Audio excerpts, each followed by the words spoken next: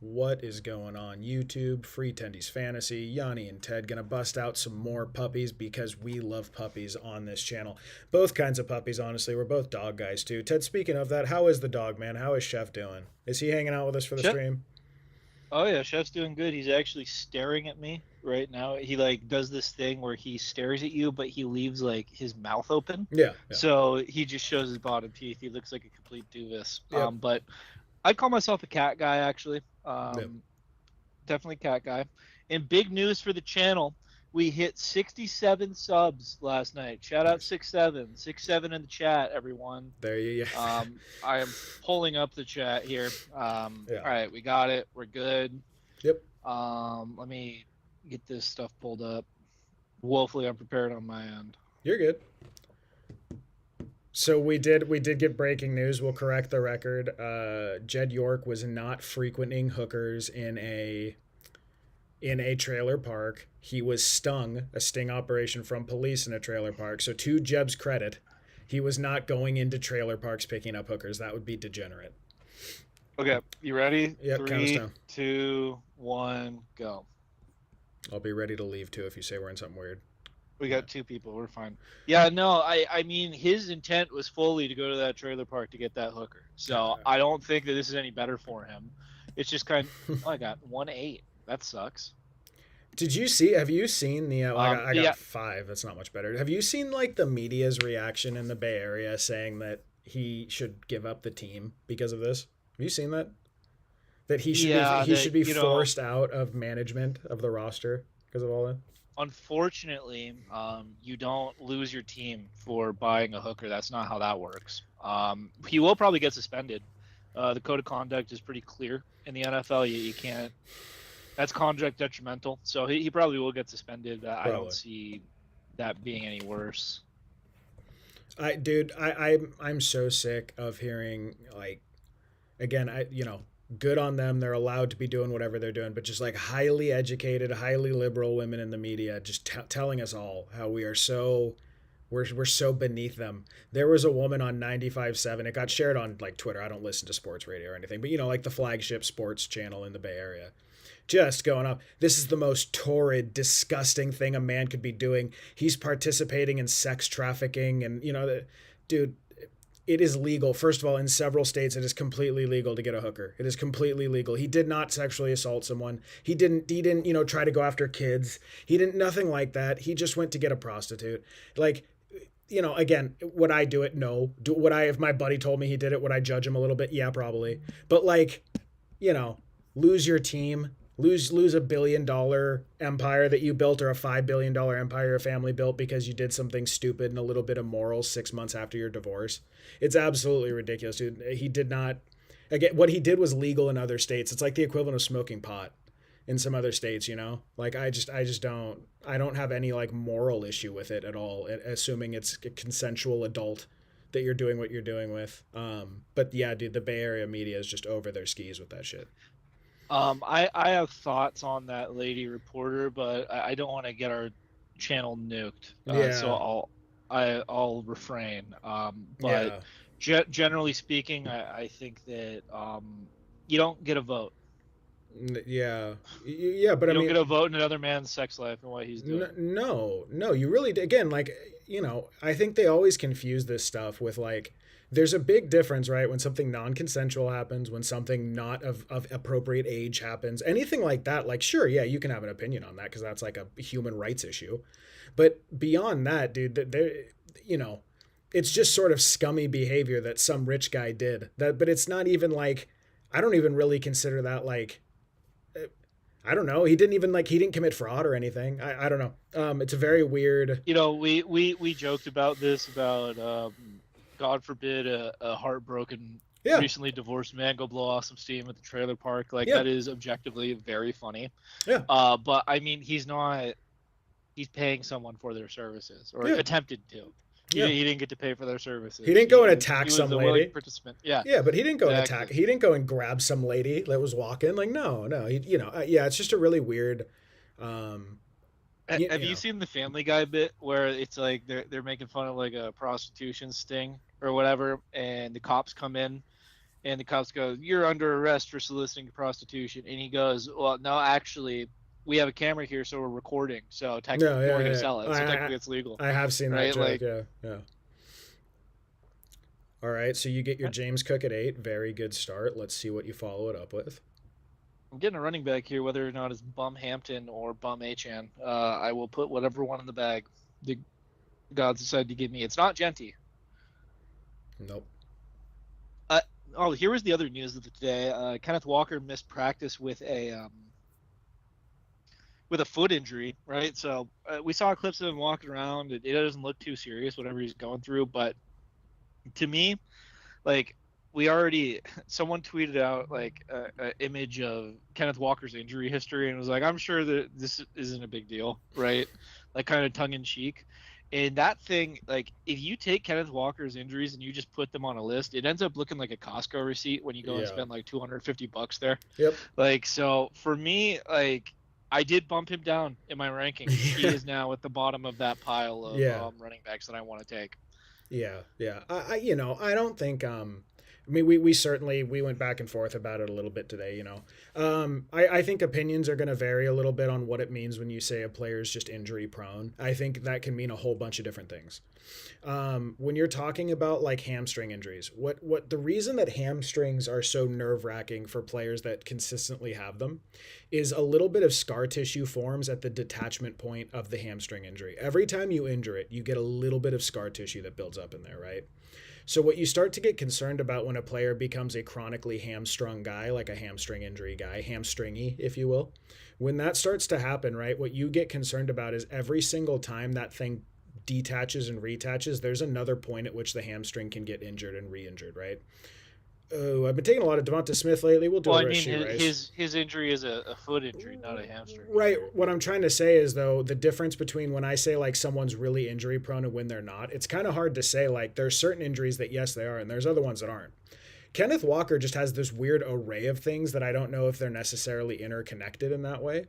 Um, let's see what our very own Ted goes Trey McBride. So Trey McBride, Cook, Hampton start for Ted. In redraft, I would be best ball too. I would be stoked with that start if that was what you pulled. But so I guess it kind of depends on how you evaluate why Ken Walker's like getting injured. Is he getting injured because he's a really physical runner? Because he is, right? We've seen all the crazy like wrestling. He's suplex dudes trying to tackle him. He's flipped over guys, He lowers his shoulder into contact, all that sort of stuff. Is he getting injured because of his play style? Is it just bad luck? I really don't know necessarily. All I know is for me, as someone who's rostered a ton of Kenneth Walker early in his career, because he's one of my favorite like players in terms of just most exciting players to watch in the league, it's a really frustrating roller coaster you tend to go on with his injuries, year in and year out. It just seems like that's an issue that he cannot seem to shake. And Seattle thought so when they bubble wrapped him for the year. Now, if you don't think they bubble wrapped him, if you think that it's just that they preferred the Charbonnet split, it wasn't to do with keeping Kenneth Walker healthy, and we'll never know because Charbonnet went down before the playoffs, right? So, it's a subjective thing. If you think that, then yeah, maybe they didn't bubble wrap him, but it's just a weird situation. For me, he was already in a void. I thought you were prepaying for a bunch of really positive outlooks on him that we weren't guaranteed to get, so I was already kind of happy to let that go by, and now I'm just a little bit more, even happier to let it go. Oh my God, Emeka Egbuka mid fourth. Let's go. That is very good. Very good. I continue to buy the dip on Emeka Egbuka.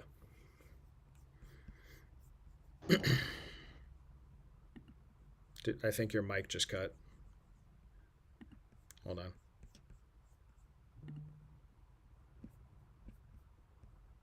Oh, I didn't reset. Sorry about that. My mic died. Okay, you're still on. It's still showing your audio. You're good.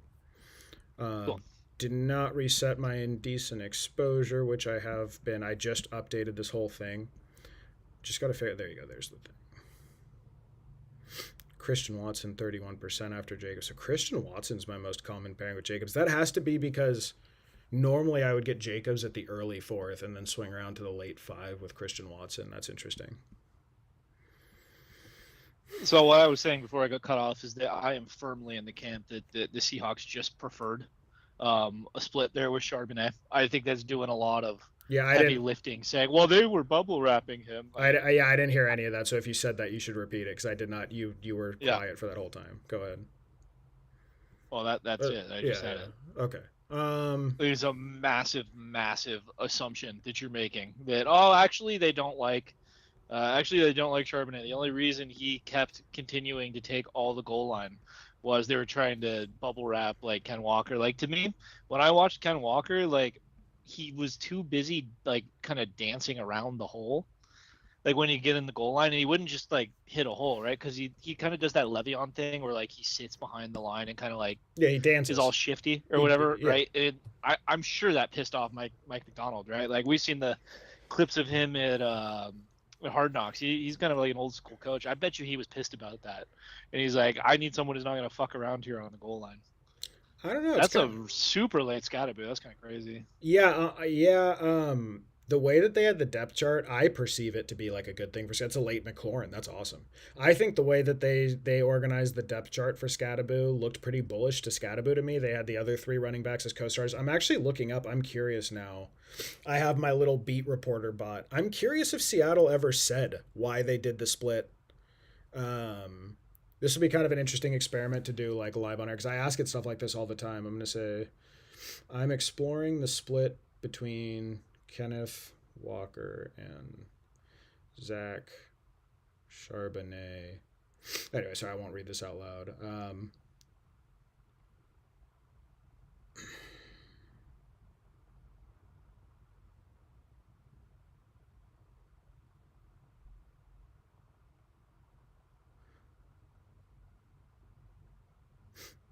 By the way, you have a great start going. I'd be so pumped about that thing if I were you. Yeah, I'm pretty happy with it so far. I think McLaurin's going to keep slipping, dude. People are pretty nervous about I don't know the Diggs edition and I don't think that hurts his value at all, but people no. are gonna do what they want to do. Um, yeah, there was a yeah. There was a lot of I forget who someone did a pretty deep dive on that last year about what adding a pass catcher does to a team with an established alpha as far as usage goes. Ryan Heath actually was the one who did it, and the findings were pretty clear.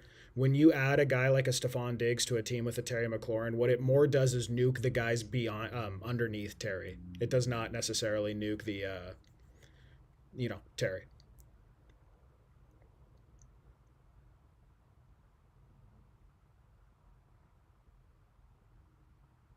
I drafted Jaden Daniels in the 6th round to respect his wishes to not Yeah. infringe on his 5 copyright.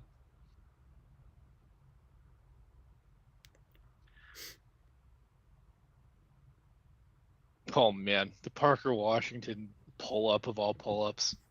Oh man, I'm totally sitting there reading. Oh, did I just auto? What did I just auto? Trevion You got Henderson. Hendo. I love that pick. Fuck. If I didn't have Terry and needed to get my Jaden Daniels stack, I was picking Hendo there. Oh, That's a fantastic pick, dude. I would not. No, no, he's getting imaging done on his ankle right now. It's gonna be a couple weeks. All he has to do is beat out Ramondre Stevenson. Oh, Like dude, that was such a good start too. I was so happy with that start. I mean, I would have taken Warren. I guess I'll just live with you that. are Henderson. Okay, you want to do a Ascended Heroes ETB bet that Trevion Henderson outscores Jalen Warren this year? No, not really. I don't want to bet on anything because I'm not buying anything right now. I'm just sitting on my little stockpile. I don't Yeah, really want I'd to. like to add to my stockpile. I guess it's 68. That's a pretty good price. All right, I'll live with it. We'll live with it. We're moving on. Yeah, no, that's a great price on Hendo. Mm. I think that we're gonna find out very quickly here.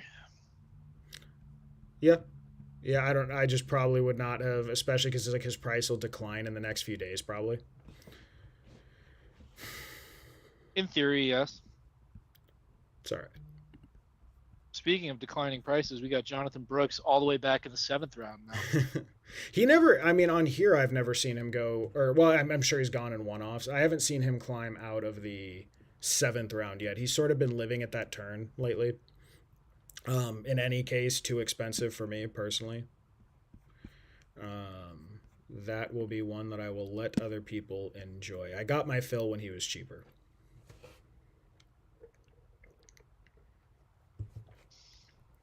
All right. So I need to decide whether or not I just want to punt on bye week 7.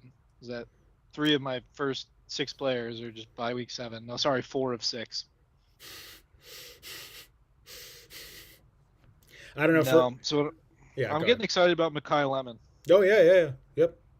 I am I like that player a whole lot. I mean, you know how I felt about him. We talked about it during the draft. I think that's a very good price on a very good player. And I don't think like Yahoo, like we're going to be in our free Tendies drafts this weekend. We have League 7. I'm going to be drafting all weekend. I don't think the ADP is going to catch up to Makai Lemon. Certainly not this weekend. Maybe next weekend it'll be a little different, but I think we're still going to get a pretty right price on him for now.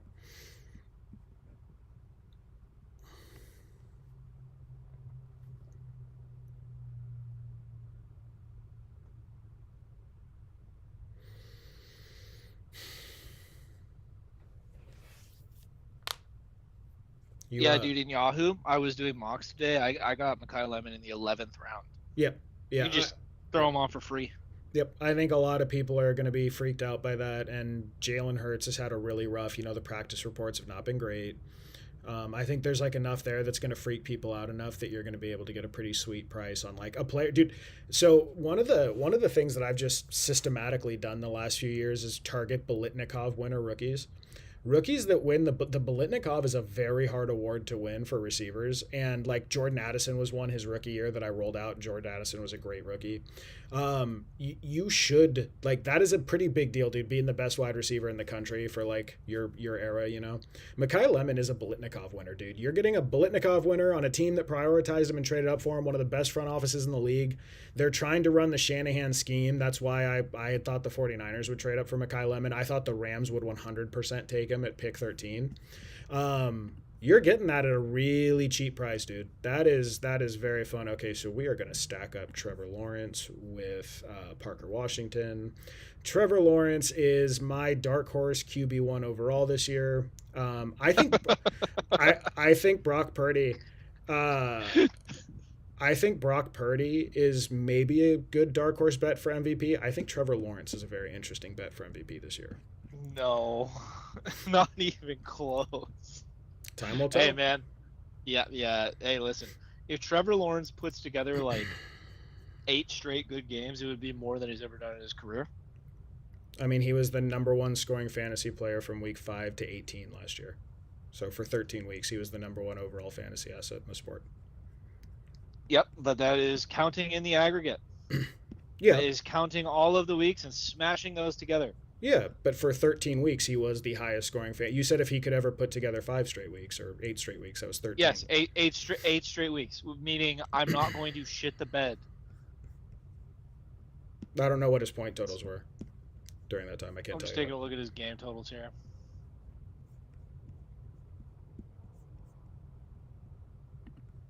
Yeah, from like he was pretty good from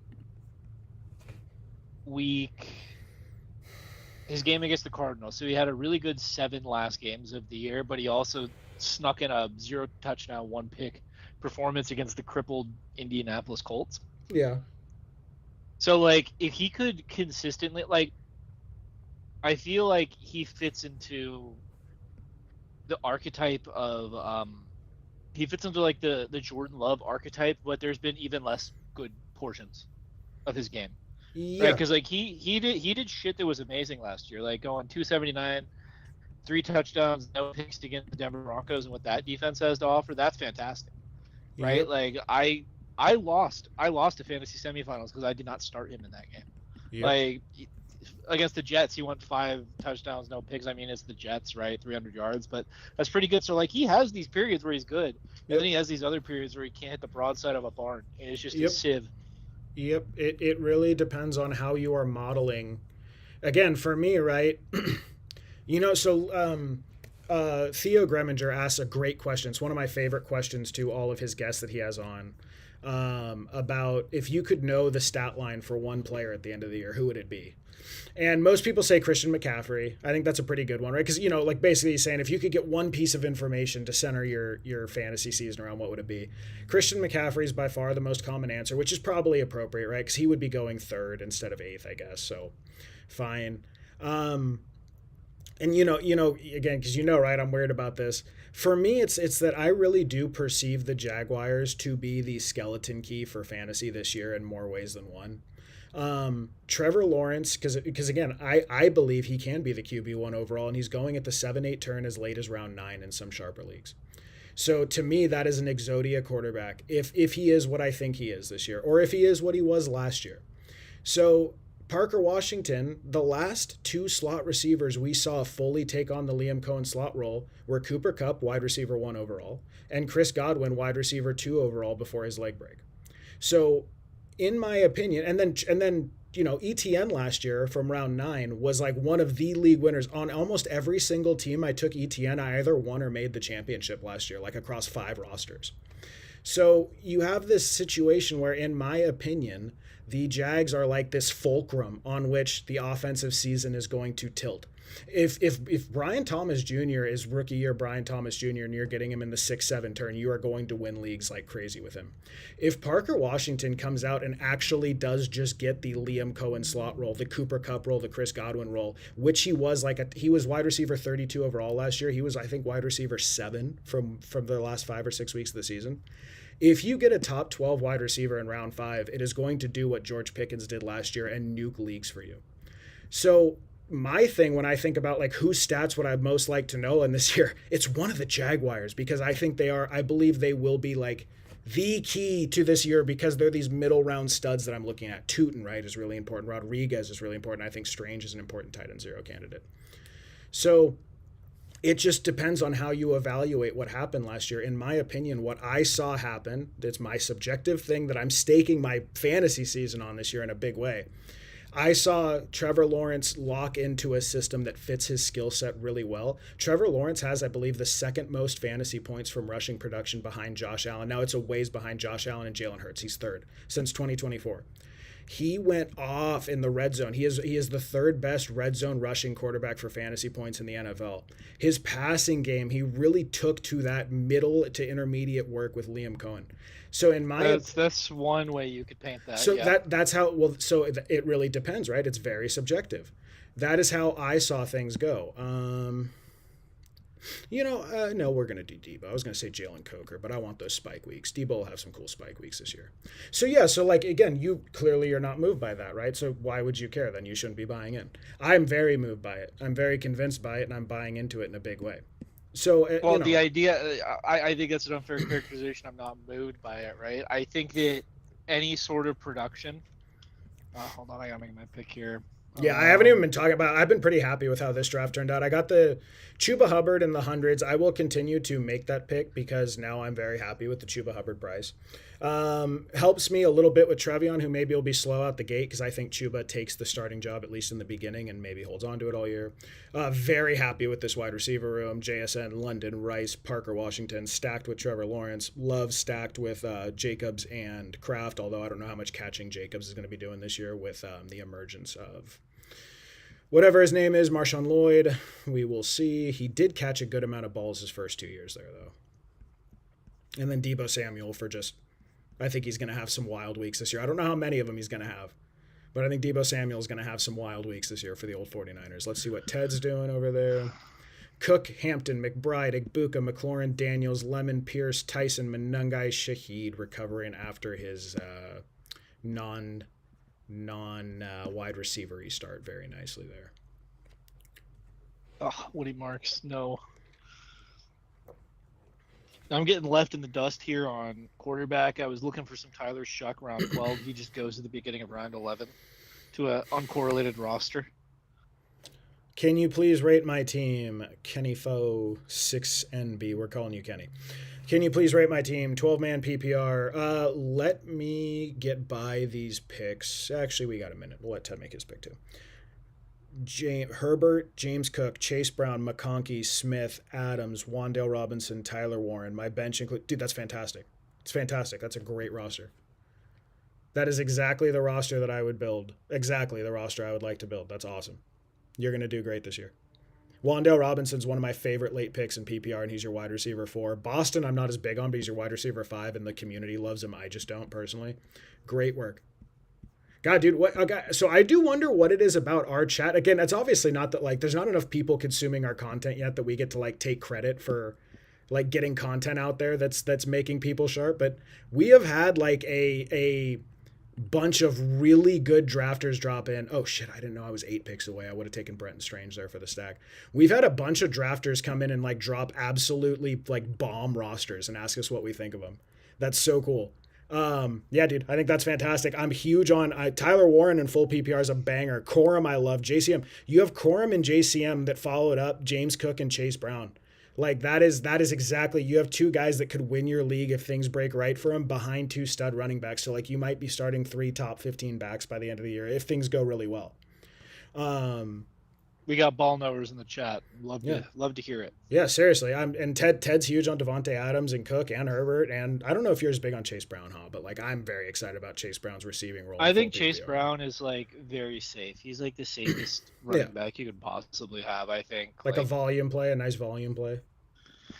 He's never gonna be like Chase Brown. I don't see RB1 in his range of outcomes, but I think that RB like your top 12 is extremely likely. Yeah. Very good, dude. Very, very good.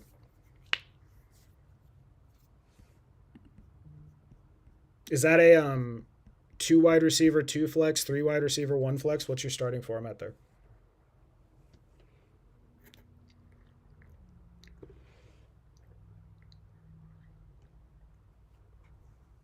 What do you think, Yanni? Daniel Jones with Alec Pierce or Sam Darnold with Rashid Shaheed? Sam Darnold with Shaheed. Much prefer Sam Darnold. 4,000 yards passing back to back.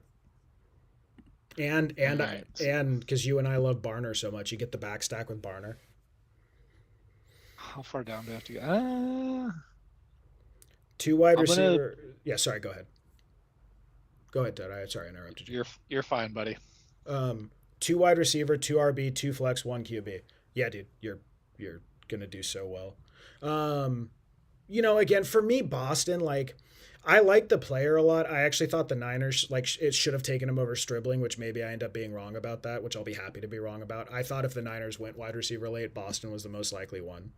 My problem so I'm really high on KCC this year over Boston. Like, I'm high on KCC. Like, I'm willing to take him around pick 100, which is like above ADP. I've been chasing him up a little bit.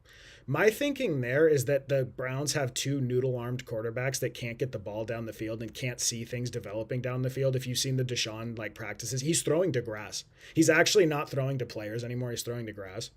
So the way I'm kind of modeling that offense in my head is I think they're going to get KCC a bunch of easy button looks. Like I think he's going to be a PPR cheat code.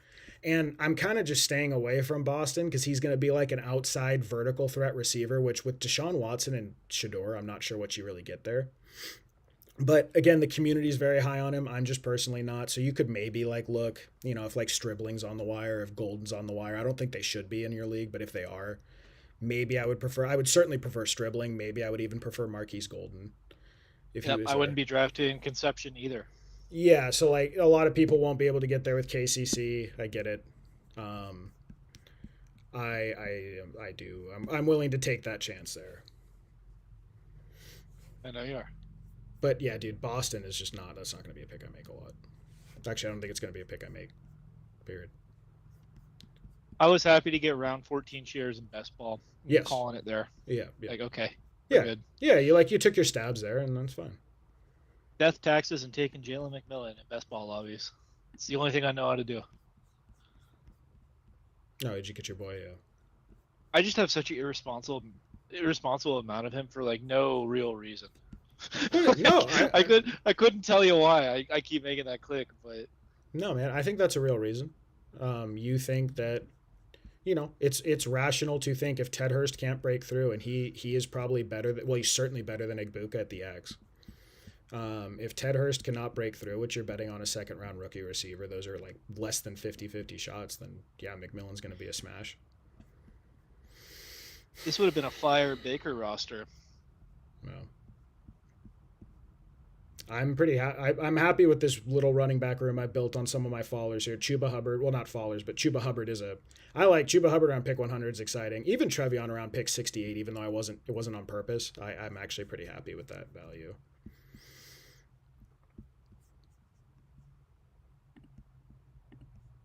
Yep. In the 12th round, I am happy to bet on budget David Montgomery, Tyler Algier. That I really wanted Woody Marks and Mike Washington, but they went right before me. So third choice. Oh, and some guy comes in and gets AJ Barner. He All right. reached. Oh, he reached on him. Oh no. It's really annoying. Yeah. That's Well. right. We're a McBride roster. We only need to cover like 1 week.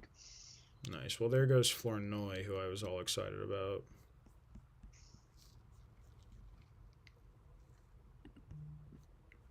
We'll do Omar Cooper in the 170s. I've still been drafting him. We will throw him in the pile.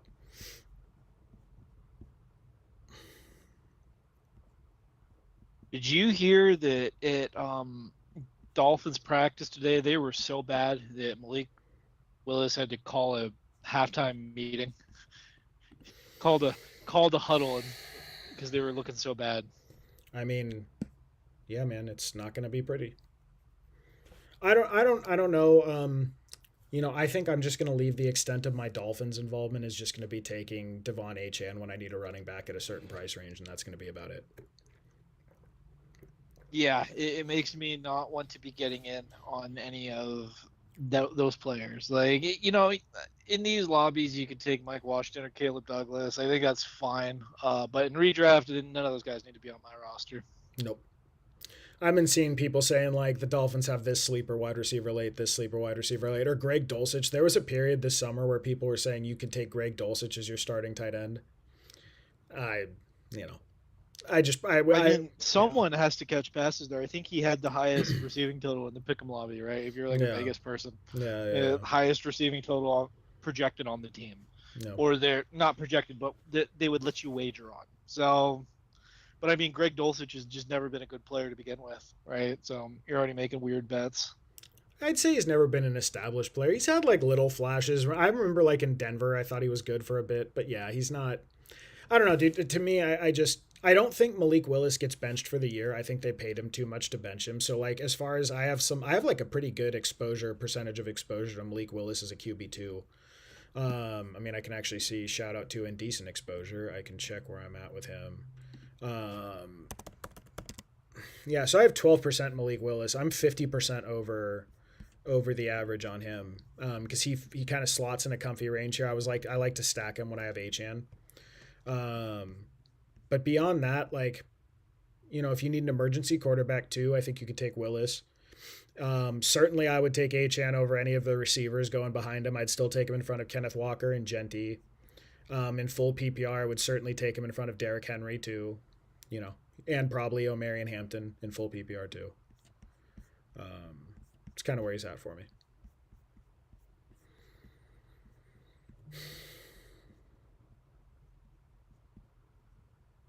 Gonna reach up a little bit here and take Jalen Noel. I keep trying to pick at that room a little bit.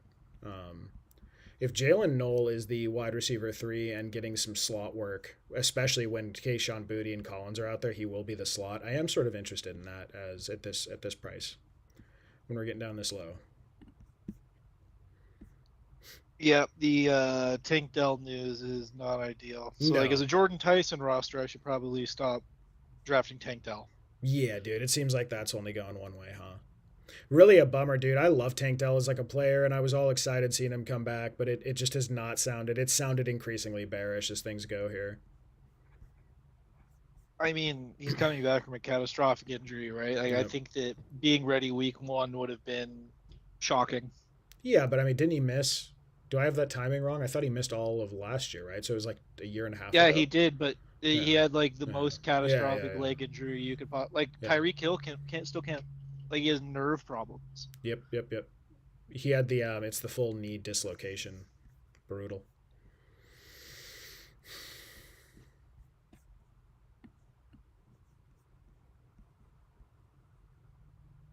Okay, so it was going to be Greg Dulcich or Gunnar Helm for tight end 3. We will go Gunnar Helm. Nice Gunnar Helm.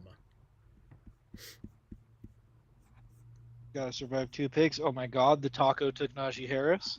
Okay. No, got some reps with the ones today. Najee? Yeah. Yep. Yeah, he did. I don't know why they're exploring that option. Same with the Lions bringing in Kareem Hunt. Please stop. Please cut it out. Braylon Allen.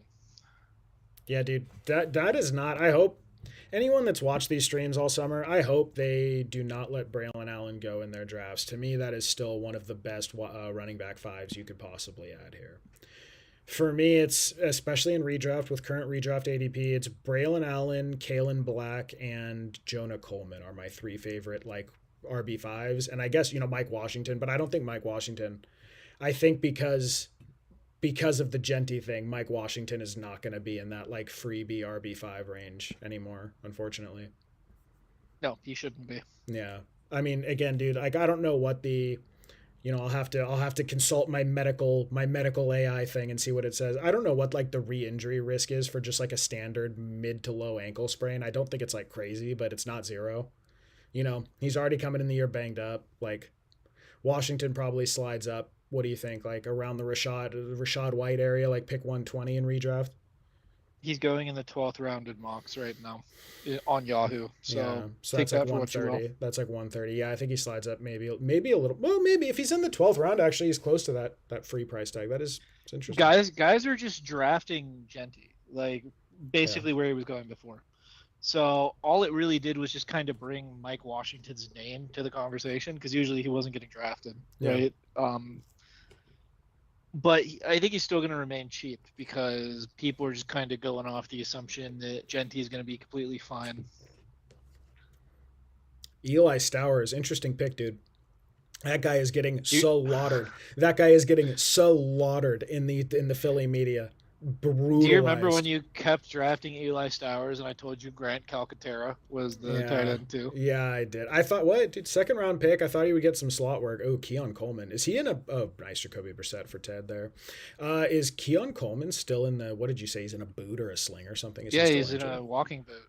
Okay, just throwing him I in don't know. there. The last time I saw the picture was like 2 weeks ago, so maybe he's out of the walking boot by now. I don't know. So we were talking about how he has a pit bull. When Oh, we went on that little pit bull thing. oh yeah. Well, good for him and his pit bull. Okay, I have three pretty solid receivers. We'll just see if maybe Sean Tucker goes somewhere or gets traded somewhere or something. We'll do him as our running back six here. Okay. So my build ends up from the five hole. Always a tricky one for me, but I'm pretty happy with this. JSN, London, Rice, Jacobs, Washington, Henderson, Kraft, Lawrence, Hubbard, Love, Samuel, Coleman, Strange, Sampson, Cooper, Noel, Helm, Tucker. Ted goes James Cook, O'Marion Hampton, Trey McBride. I don't know why Trey McBride's approaching the 3-4 turn. He has a chance to be one of the most like league winning onesies in the whole sport. Cook, Hampton, McBride, Igbuka, McLaurin, Daniels, Lemon, Pierce, Tyson, Manungai, Shahid, Algier, Darnold, McMillan, Charbonnet, Gadsden. Ted is still buying a falling Gadsden. I like that player a lot, man. I hope he gets a chance to play this year. Braylon Allen, Jacoby Brissett. My reasoning there is if things are going right on this team, I should only need a bye week score, and surely Sure. can get me one. Surely he doesn't go zero. Sorry, your mic got weird. Check in the there you Because go. Okay. I was looking at it and I was like, okay, like I can have some Darren Waller here in the 18th rounder. We could kind of like double down on our Trey McBride pick, and I feel like that was the right call. All right, you ready? Yep. 3, 2, 1, go. Oh no. Oh no. Right in. No, I was right in too. So I think Yep. Nice. you got the Nice. 101. Oh yeah, dude. I don't know. Well, let's see. Actually, I don't need to look away. I have the indecent exposure thing reloaded. Let's go. Nico, you are the man. We'll have to do that stream with you at some point here. Let's see where I am at for total Gibbs exposure. I'm pretty underweight, I think, because I haven't gotten a lot of ones. No, 8%. Nope, I've gotten an average number of ones. Okay, so I'm just bitching. I'm just bitch moaning and complaining, as Yep. Bill Burr would say. Okay, let's see what Bijan I'm at. 6%. I'm at 23% Gibbs. Yeah, a little underweight on it. Yeah, 23% is crazy. 300% expected rate of pulls. I'm at 32% James Cook, 23% Gibbs, and 9% Bijans. That's like over seven. Yeah, over 60%. Hold on. Math is, yeah, like 65% of my drafts, I'm getting one of those running backs. I think that's pretty good, dude. I'm seeing more people putting James Cook as their RB3. I think that is the correct ranking. Good. He should be. Still wouldn't take him over. Puka Nakua. I'm seeing people say like, should you take him over Nakua or Chase? No, no, you shouldn't take him over Nakua or Chase. But I'm okay Or with JSN. Yeah, so if you have JSN in the Nakua and Chase tier, you should not take him over JSN either. I'm okay with him anywhere after that. I think for Chase and Nakua, to me, they are such like historically special fantasy weapons. I'm not gonna fuck around with that. You know, for most of the industry, the fantasy draft really starts at 6, and I think that's completely reasonable. Sedarius Lamb at 7. It's actually Danny Ladd. Yeah. Oh God. What did you think of that? The Flock League trade today. Who won that one? I think Rome won. You think Rome won? Yeah, dude. I thought that was a little rough. Wandale Etienne for Olave. I thought he kind of bailed him out of how he drafted. I don't know. What do you mean bailed him out? His next best running back was Ray Davis. No, I thought. I thought Mason kind of bailed Rome out because remember the whole thing was he said I can trade one of you guys. I'll get a wide receiver off one of you guys, and then he got it. Like because Mason's best running back was Ray Davis. Yeah, so, but still, you got for your fifth and 8th, 5th and 9th round pick, you got a 2-3 turn pick. That's a pretty good trade, dude. I thought Rome definitely won that one by a good margin. Yeah, I think he won for sure. He also had to give up like half of his fab too. Yeah. That's not ideal. I absolutely hate that they figured out a reality show that just totally gets me. I've never followed a thing like that, but the second that notification comes out, I want to see what happened. So it's terrible. It's so embarrassing. Totally there though. I don't know why Puka's going with the Elvis hair this year, by the way. It's a terrible picture. How dare you? Yep. Puka's the man. Are you gonna let me get Bowers? Yes. I need more Bowers. I actually have not seen too many Puka Bowers rosters. It's very cool. It's normally JSN as the fallback point. I love Brock Bowers. I just have rules about when I will draft Brock Bowers, but the conditions were met here. The entire run of running backs went, and AJ Brown went. Therefore, I can fire on Brock Bowers. I love this whole turn of receivers. Be so happy with any of them. Okay. We're going to go Drake London and Chris Olave. Very happy with that.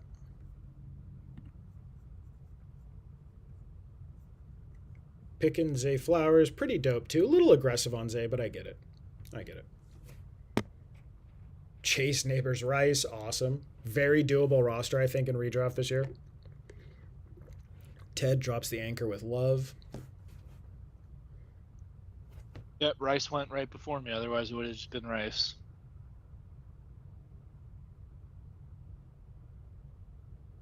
Do you keep getting a fetch error on Indecent Exposure? Nope. No, it's actually working well.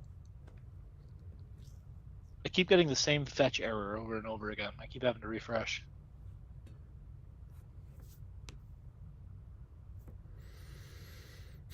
What did you think about, I don't know if you watched Hayden and Josh's debate about players that they're different on ADP on this year? Did you see that at all? Do you have it? I think that was recent. Might have been today. So maybe you didn't. No, I have not. They went back and forth on Kyron Williams just about like, are the Rams going to be as good of an offense this year? The Rams ran really hot on passing touchdowns last year, so do they regress on rushing touchdowns? Josh has Kyron Williams at 25 or 26 overall. Hayden has him like in the 40s, I think, maybe in the late 30s, something like that, or mid 30s. So more like a 3-4 turn pick as opposed to a 2-3 turn pick.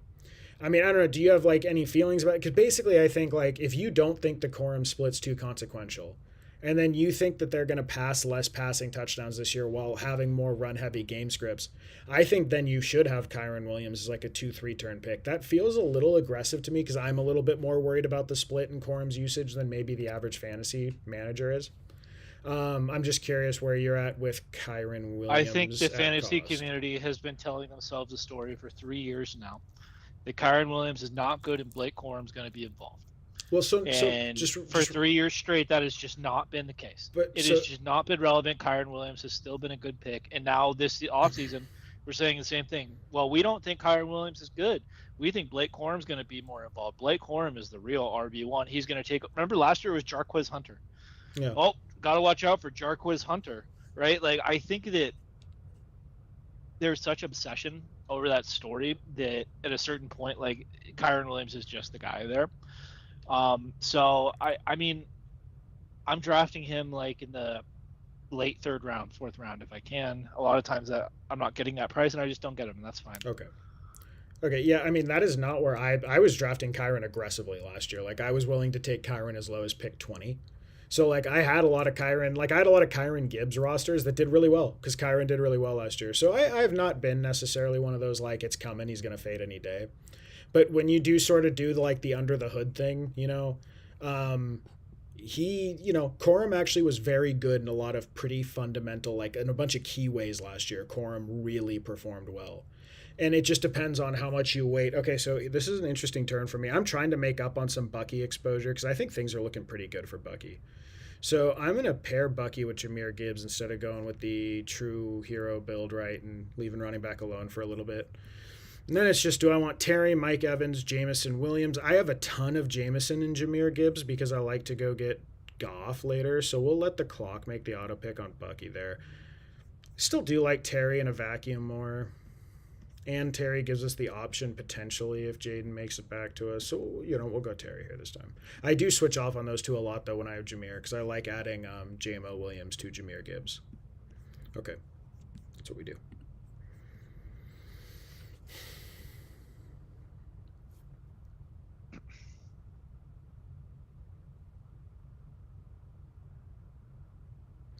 But yeah, so I don't know. For me, I just like think maybe I'll just be happy with the cheaper expo. But it's not really cheap exposure like what you're paying for Corum. You're kind of paying for Corum like he's gonna be flexible in emergency situations at worst, like because you're paying an eighth round pick. So if you're wrong about that and he really is just a pure handcuff, Corum's probably a pretty big minus EV move. If he's going to be like a sub 40% guy. Hard to say. I've just typically been taking Corum on double hero builds because I think if he hits, he's going to hit in a big way and put your roster over the top. And I've been sort of drafting around him if not. And then Kyron, it's more like, well, I prefer Jacobs and Hall and Love to Kyron. So that just sort of means I don't get a lot of Kyron at cost. And then I really like Smith and Flowers, right? So I'm just I usually prefer taking them. Jacobs. I do not prefer Brees. I am Yeah. out of the Brees Hall business. Yeah, yeah, I get it. I get it.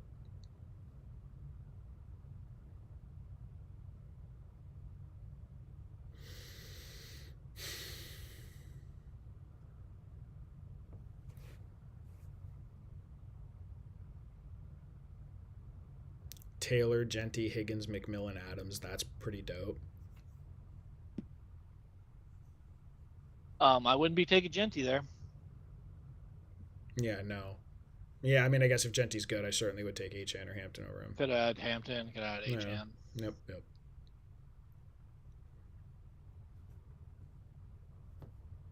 James Cook, Chase Brown, Waddle, Igbuko, Dunze is fucking awesome. That's awesome. Yep. Then Carnell Tate, I feel like collectively we've just sort of been out on Tate, and like now the community's getting more out on Tate, but I feel like you and I just never really, I was never really chasing that. I never liked the price. I was never excited about it. I mean, the only move I did is I moved Marvin Harrison over him, so I moved him down one spot. But it's kind of the same thing. I was always fading him. I don't know, man. To me, no. I'm nervous about Cam Ward. Not maybe not saying like he's done as a player or something like that. I'm just nervous about like the rollout has not looked great to me with what I consider to be a much improved offensive context around him. I was kind of hoping to see him like come out and look more comfortable. I never thought they were going to snap their fingers and have that magically be better this year, which is why I was out originally. Yeah. I thought Dayball did a good job, like with Dart. I thought Dart looked pretty good when he like. I thought he looked like he hit the ground running to me, and I sort of thought it would be like something like that, you know. Yep. I don't, you know, I've kind of never really liked Dayball. Never been a Dayball guy.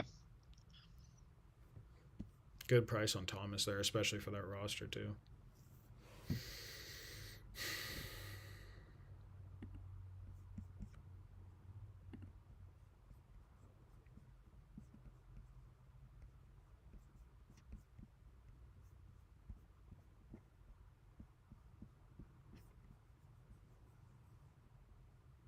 Come on, don't take my boy. Not one pick before.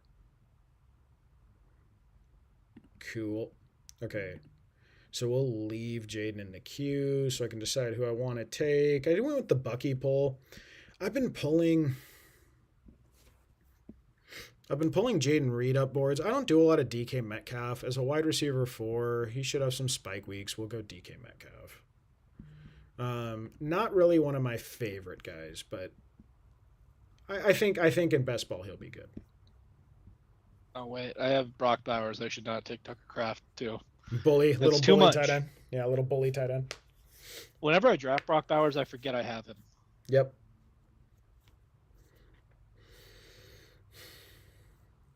I will do some Jaden Reed though. Yeah, so for me it was going to be Jaden Reed or DK Metcalf. Yeah, again, DK Metcalf, dude, just not a guy I'm going to draft a lot of this year. Not a guy I'm going to draft a lot of. I was surprised Sal took him in the Flock League. I mean, I prefer it to Michael Pittman. Yes. Bush. Yeah. Bush, Yeah. man. Oh God. I want to root for him, but he just seems so bad. Yeah, dude. I it's weird because they're really popular. They do numbers on YouTube, dude. The Fantasy Stock Exchange guys, and I don't know if I necessarily love the way they conduct their fantasy management year in and year out. Like I spend more time perplexed than in admiration of what those guys do. Yeah, well, With all due respect, of course, they are like bigger than I will ever be in the fantasy space, but I don't get it.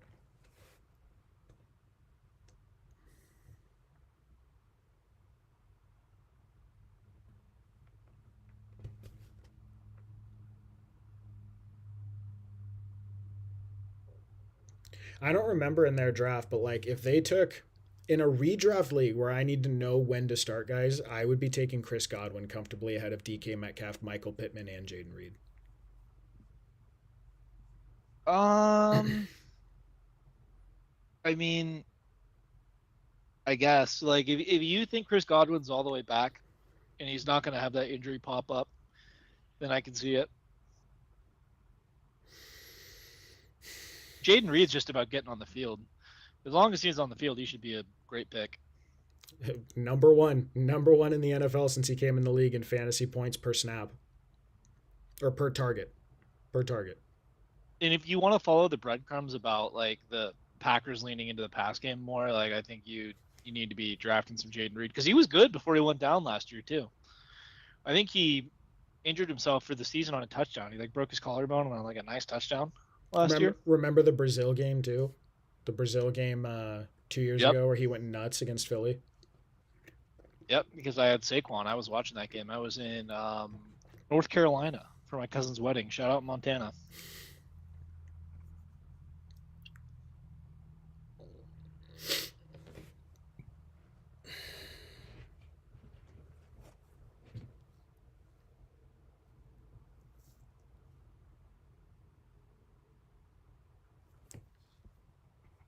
Dak Prescott, Trevor Lawrence seems a little aggressive, sir.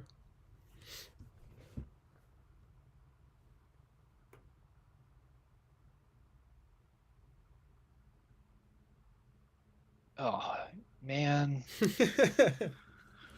No, no, it's not uh, Alec Pierce. It's that I real this roster really wants two stacks, and I don't want to go quarterback, quarterback. I mean, you're pretty late. Like you can do that if you wanted to. Nope. This Brock Purdy's coming up here. So I need to kind of decide if I want Brock Purdy or Matthew Stafford. And I have a policy with Puka Nakua rosters. Yeah.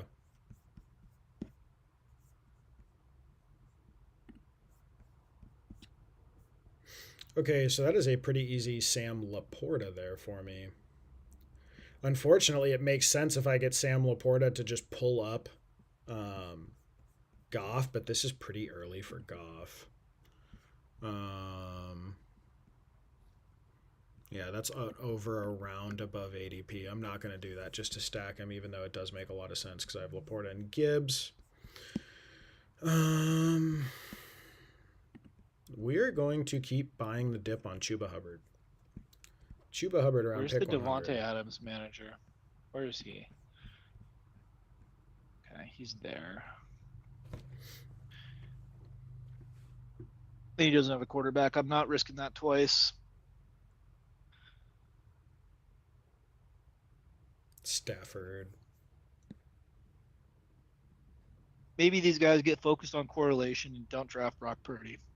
Sometimes Brock gets down to 115, 117. Usually it's more, I found it's more likely that Stafford slides than Brock, but Brock does slide. He went Maybe got to you get know, past a Christian McCaffrey roster and a Dijon yeah, Sterling roster. Yeah, there he goes right there, the McCaffrey guy. no, yeah. It's a good pick.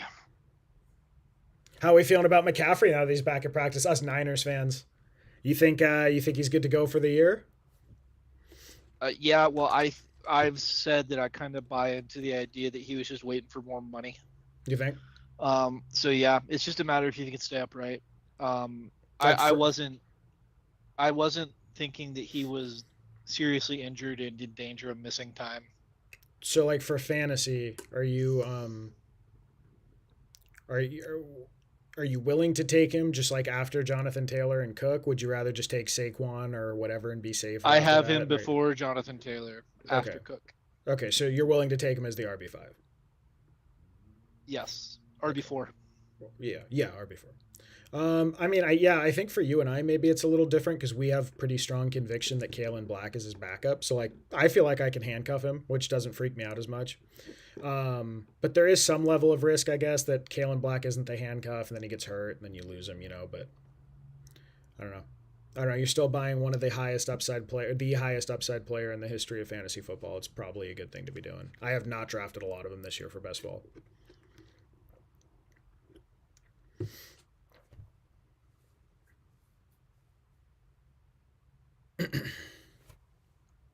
I'm hoping and praying for some Jordan Love to make his way back to me.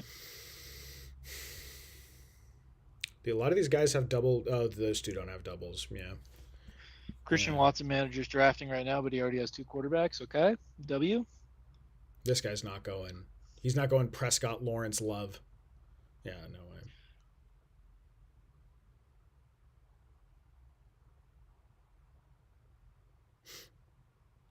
Banger.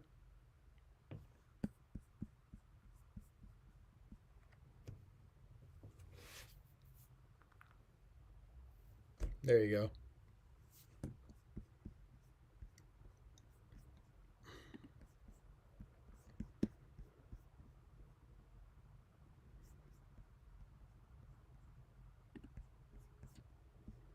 Okay, so one of my absolute favorite late guys this year is Tyler Shuck. We will get Tyler Shuck in the queue. Even though Jackson Dart, like if I had a stack with Jackson Dart, I probably totally would, but I have Olave. Okay, so Jackson Dart goes anyway there. So we will leave Tyler Shuck in the queue. We'll let him marinate. Um, yeah, so I was going to take Rashad White to stack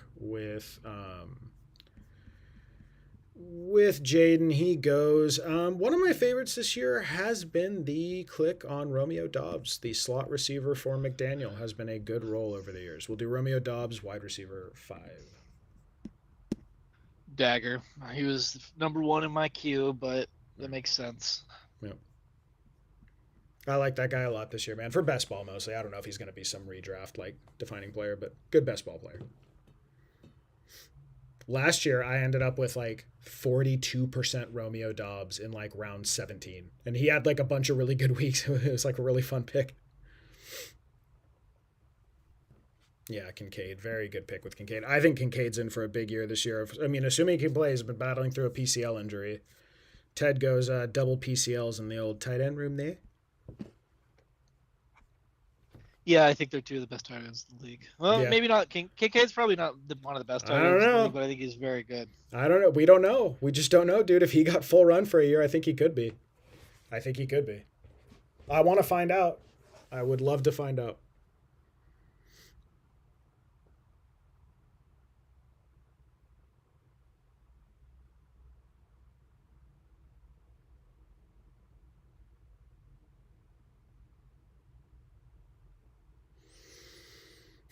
Oh no, Woody Marks just continues to fly up boards. Yeah, he's up since you started crushing him. I think he's up like, this isn't like his raise normally in the mid 130s, but he's up at least a round. You were getting him at like 145 to 150, and he's usually going like 135 now, early 130s. Ooh, yeah, I gotta start making that click more. Got Mike Washington in the queue. We'll see if he survives. Yeah.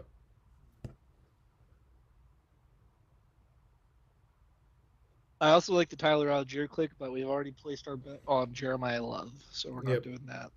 Yep.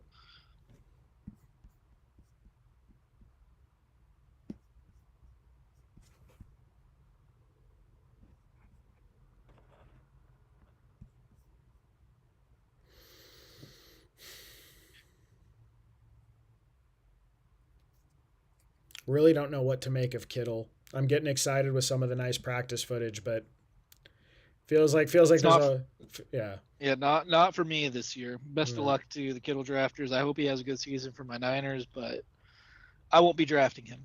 Feels like there's a whole lot of ways for that to go south, Oh man, Rashid Shaheed too. There goes Yanni's favorite player, Jonah Coleman, and then there goes Mike Washington. And Aaron Jones is not a click I'm making, so Nope. He'll probably stack. This guy will probably stack Aaron Jones with Murray. He could be the receiving back there, could catch some balls or not. All right.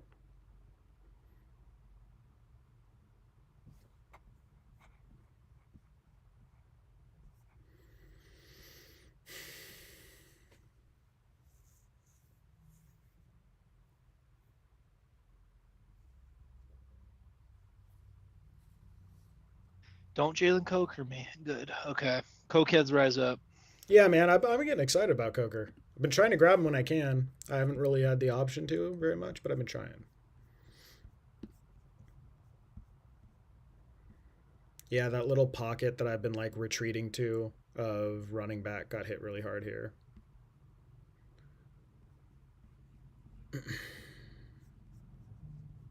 Yeah, and there goes Algier, who I sort of like the price on. Tank Bigsby is always like a pick I make back in this range, especially when I have established guys that I'm not worried about, because I think that's just like such a big swing. And then we'll go Chigakonkwo stacked with our boy Jaden as our tight end 2.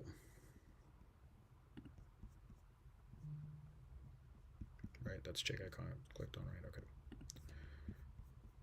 Cool. Standalone Sam Laporta. Stack Chigakonkwo. Would have loved Juwan here, but Juwan is steaming up boards a little bit with the Tyson injury, as he should be. Oh wait, this is a Fernando Mendoza roster. I get excited when those happen. No. As we're getting Jalen Naylor in the boat now. I was gonna say throw a Tucker or a Naylor in there.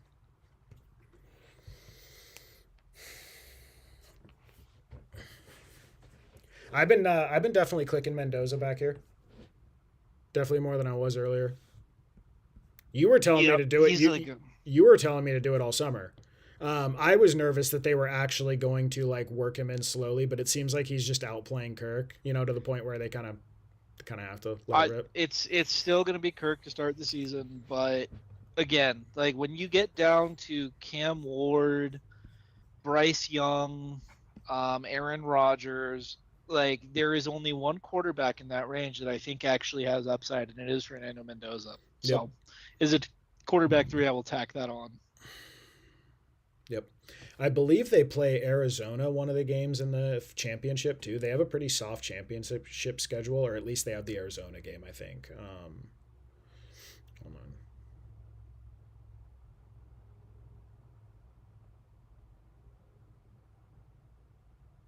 I think they have a good playoff schedule. Let me see. Maybe I'm making that up. I'll be one of the three people that's checked the Las Vegas Raiders.com page site. All right. Yeah, championship weekend at the Cardinals, week 16 at the Titans, week 15 at the Broncos. So that's a rough one, but that is a nice soft end of season. Titans and Cardinals. The Raiders could score 35 points in either one of those games.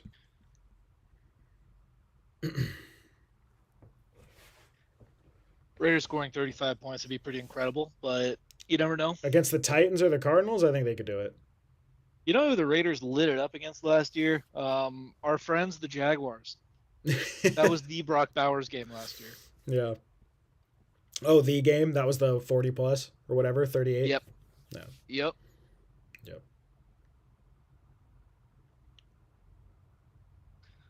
Do you see Ted Hurst was posterizing Travis Hunter all day? Dude, Little narrative bump for you. dude. Oh well, yeah. Narrative bump in one way, but narrative bump in the other way. Like, dude, I'm a Travis Hunter fan. I wanted him to make it in the NFL. I was like excited about the idea that like a two-way player could exist and be good in the league. To me, it seems like he's a much better receiver than he is a corner, and he's not a very good corner, and he wasn't a great receiver for most of last year. I think they're absolutely crazy for trying to push him into both. I think they should just make him a receiver and leave him there, and that should be their thing. The problem is their team needs a corner more. It's a huge fuck up the way they manage that dude. From the draft pick to how they've managed his development, I think they've done a horrific job with that. Oh, I really wanted oh, to catch the nice. I really wanted to catch the Tyrone Tracy knife there, but this roster needs running back points. oh, you took my boy. I love Samson. It's weird to love a You can take Browns. Tyrone Tracy, bro. I actually, Take Tyrone Tracy. I actually probably will on the slide here. The round past ADP. To me, dude, that's more than a round. We're almost two, yeah, almost 2 rounds. I still think Tyrone Tracy's a good football player, dude. I don't know if they really do decide to go with Najee as the two, you'd have to think someone calls about Tyrone Tracy. We'll throw him in the queue, see what the roster needs. Probably just do a Tyrone Tracy, Pat Bryant here. We won't get too crazy. Okay. Oh man, I'm gonna put Fernando Mendoza in the queue, but I'm not clicking him here, so I'm taking the risk. Are you? Well, I think he goes pretty late. What does he go, like 185? He goes anywhere from round 15 to round 17. Like it depends on who gets excited about that pick. No.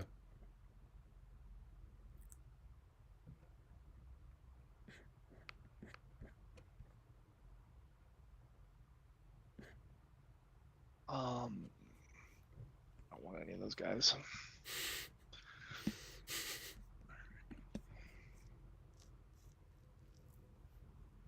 I'm gonna go back to one of my favorites, Juwan Jennings. Great Niner. I am shocked about the reports that he is operating as their wide receiver 4 right now. I don't believe it. I do not Who's believe. the 3? Let me see. They have been saying that he's not getting a hold of the 3 role there, which I don't believe that for a second, but let's see.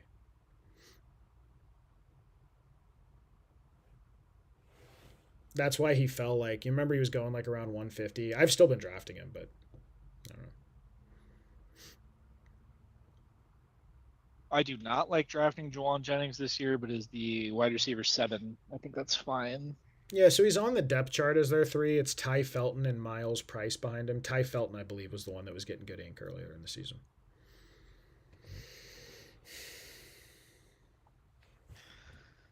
Oh no, I'm seeing some 3 quarterback rosters pop up.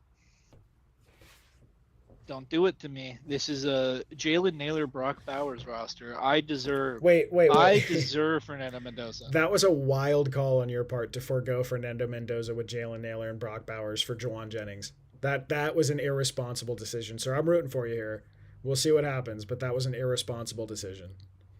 Well, I still have Stafford in love. Like, it's not the end of the world if I don't get him. And my thinking is like, is the guy who drafted Trey Tucker going to want to click that, right? Like, in Fernando Mendoza's ADP can go as low as 17. I've seen him in the late 17th round. Yeah, I have a lot of rosters that lately because I have only been clicking Mendoza lately. I actually have a lot of rosters where I was able to go Naylor, Tucker, Mendoza at the end of drafts as like my QB3 and like wide receiver 6, 7. I think those are pretty cool. Kayshawn Booty kind of late to CJ Stroud. That's a good stack. That's a good late stack. I have not been looking at Kayshawn enough since he was traded. I probably should have him on my radar.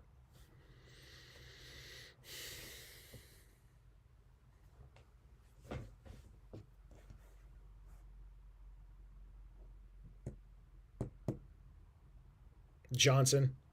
Johnson with the old Kenneth Walker injury.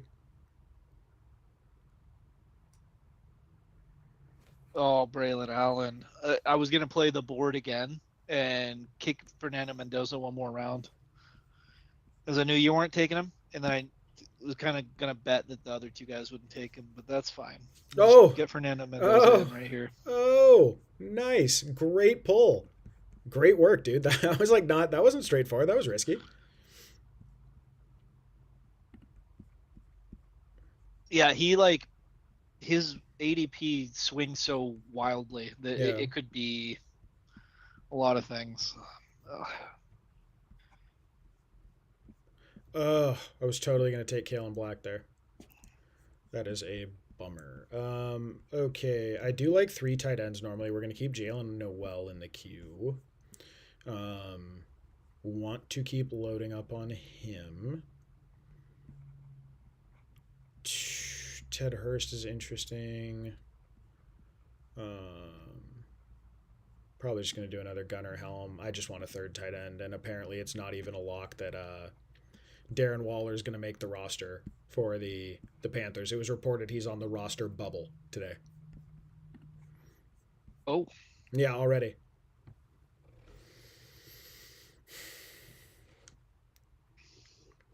oh no, Ted Hurst. You let Ted Hurst go. Yeah. Well, that's because for Shuck you can do Vele or Bryce Lance later, and then for Daniels you can do Antonio Williams. So I have two or three rookie stacks I can go for late. Drafting Isaiah Pacheco. I'm ready to be hurt one more time.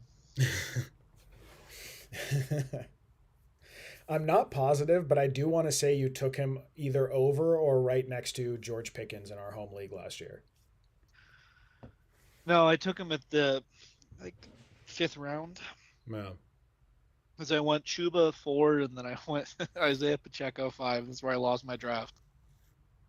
Yeah. I remember because I was in between you on those. I went Tet and Pickens. I think you went before me and after me in that one. I think that was when we were back to back. I want to say.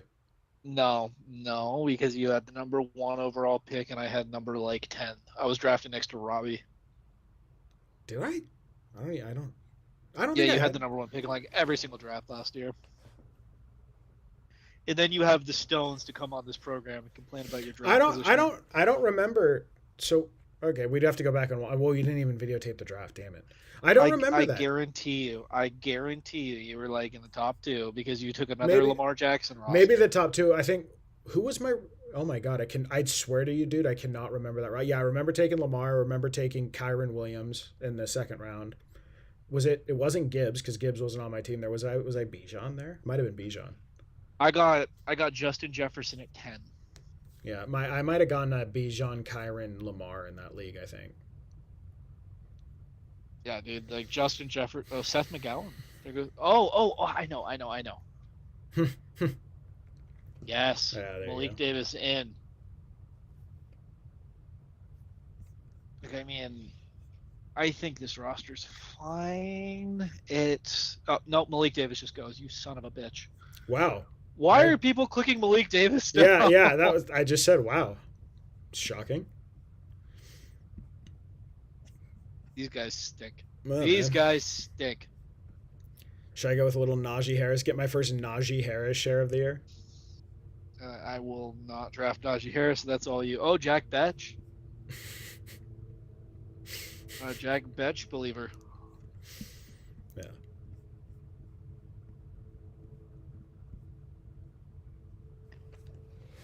A skimpy running back room. Like, you would like to draft another one here, I think, but Me or you? there's just none available. Me.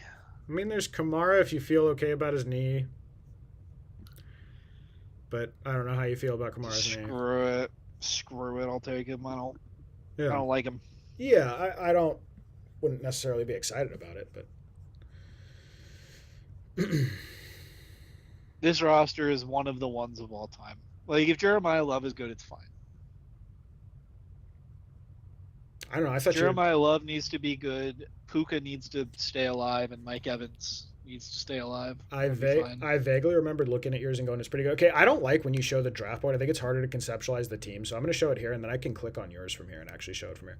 Okay, so my roster, Jaden Daniels, Tyler Shuck. I like doing a 2 QB build if I go elite QB. Sometimes I'll take Mendoza if he's available late enough, but if not, I'm perfectly happy with this build, especially when they're stacked up. Jahmyr Gibbs, Bucky Irving, Chuba Hubbard, Tank Bigsby, Tyrone Tracy Jr. for the running back room, Drake London, Chris Olave, Terry McLaurin, DK Metcalf, Romeo Dobbs, Pat Bryant, Jalen Noel, Antonio Williams for the wide receiver room. And then Laporta, Chigakonkwo, Gunnar, Helm for the tight end room. Let's go find our very own Theodore.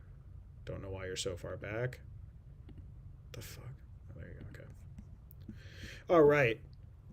Ted's roster: Matt Stafford, Jordan Love, Fernando Mendoza, excellent late quarterback room, Jeremiah Love, Cam Scattaboo, J.K. Dobbins, Dylan Sampson, Isaiah Pacheco, Alvin Kamara. That is definitely a running back room. Puka Nacua, Mike Evans, Brian Thomas Jr., Jaden Reed, Jalen Coker, Jalen Naylor, Juwan Jennings, Brock Bowers, Dalton Kincaid. Excellent tight end room. Okay. All right, dude. I don't know. Are you hanging out? You want to do one more? What do you want to do?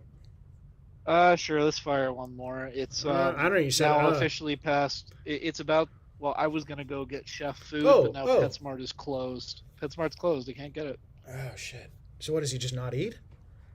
No, he still has food. It's just not gonna be a full bowl. It's gonna be like a half bowl. All right, you gotta go. Let me know. All right. All right. 3, 2, 1, go. If I find the amount of food that he has to be inappropriate, I can go to Safeway and get the food. Nice. I do the I like the what's it called? Chewy does the auto delivery, and they're pretty reasonably priced. Chewy, not bad. Dude, you cannot be ordering from Chewy and giving me shit about DoorDash. Well, no, it's cheaper. Those two things cannot. It's cheaper coexist. It's cheaper than getting it at the store. They do like a monthly delivery thing. It was better priced for Blue. My stupid dog Blue eats Blue. Okay. Bougie dog. Yeah, I think it's like 60 a month. 60 a month for his food. Our family dog Odie, before she died, well, you know, she was like 15, and at 15 years old she could walk like 4 or 5 miles, no problem. She was in crazy shape. She had a great coat. Because my mom, it was like our first family. That was after I moved out. I got a puppy for my little brother for his birthday. So like, you know, my mom, they had never had a dog. My mom insisted on feeding her canned meals. Like, they were $1.50 or $1.25 a meal, and she would eat 1.5 of them a day. So like 60, no, 2 of them a day. So it was like, $2.50 a day. And it was like lamb and rice stew. It was beef and vegetables with like a little hint of broccoli. It was chicken and chicken risotto. She would have like all sorts of like, I'm sure if you needed to, you could probably eat those like as a human being and sustain yourself. And that was all she ate, was prepared canned dog meals for her entire life. It's absolutely ridiculous. And you would have to like, she would eat it like in a little plate. You'd serve it to her. You'd scoop her out her little vegetables and meat.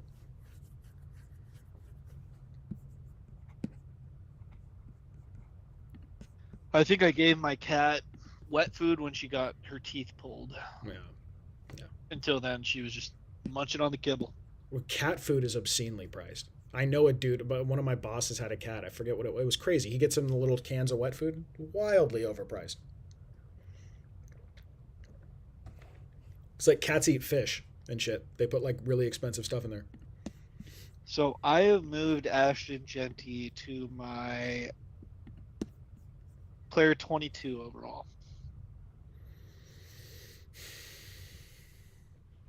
No, not player 22 overall because five guys have already gone off. Dude, we get a 1-5 James Cook. Let's go. We're getting some buy-in. Mm-hmm. Um, yeah. So the Ashton Genty discussion for me, even if it is just a moderate ankle and it's not anything bad, I don't like taking on massive injury risk in the first 2 rounds. So it'll probably be after that tier of back end wide receiver ones is off the board. I haven't actually adjusted the old spreadsheet yet for him, but so probably like Olave, Pickens, Collins, London, Olave, Pickens, Collins, London, Neighbors. I would take all of them above Genty. Oh, so this is weird. If these one of these next two guys doesn't take CD Lamb, he's like technically the top of my queue, and I think I would try him out. Yeah, round 2 CD and start 3 wide receiver best ball. Absolutely. Just take CD, please. This guy's a bronze manager. Surely he wants CD. No, he doesn't. Okay. No. I think that's my first CD Lamb share. I know, man. I think it's a stupid pick because you didn't take him in the second round. I'm okay with CD in the second. I don't like it in the first.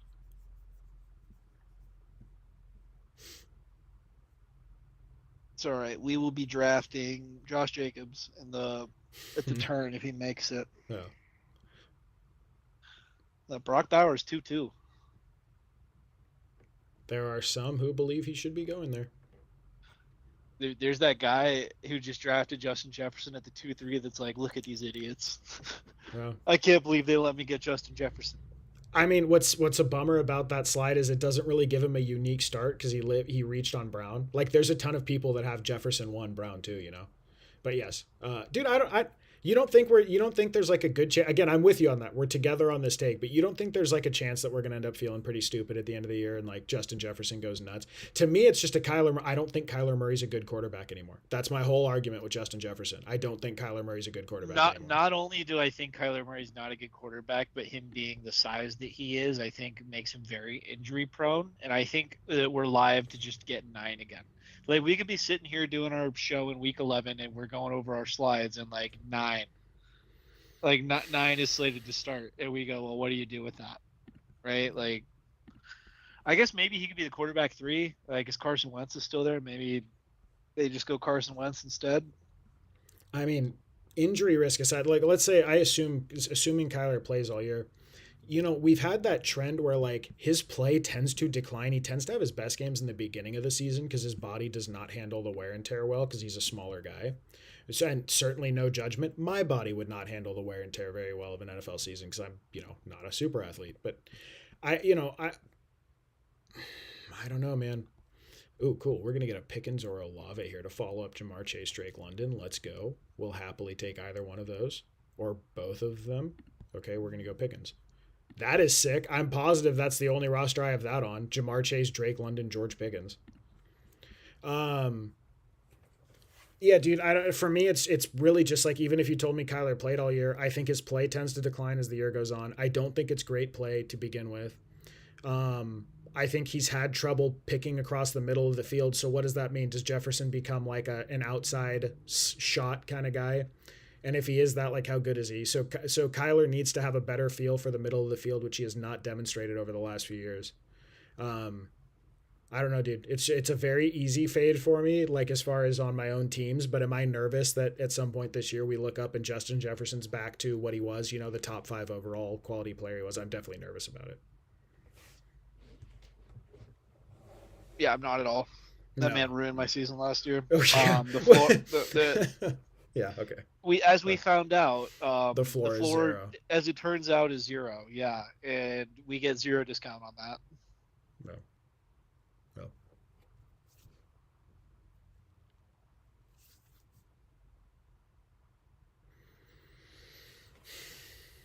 I'm glad that guy clicked Josh Allen, so I didn't have to do it again.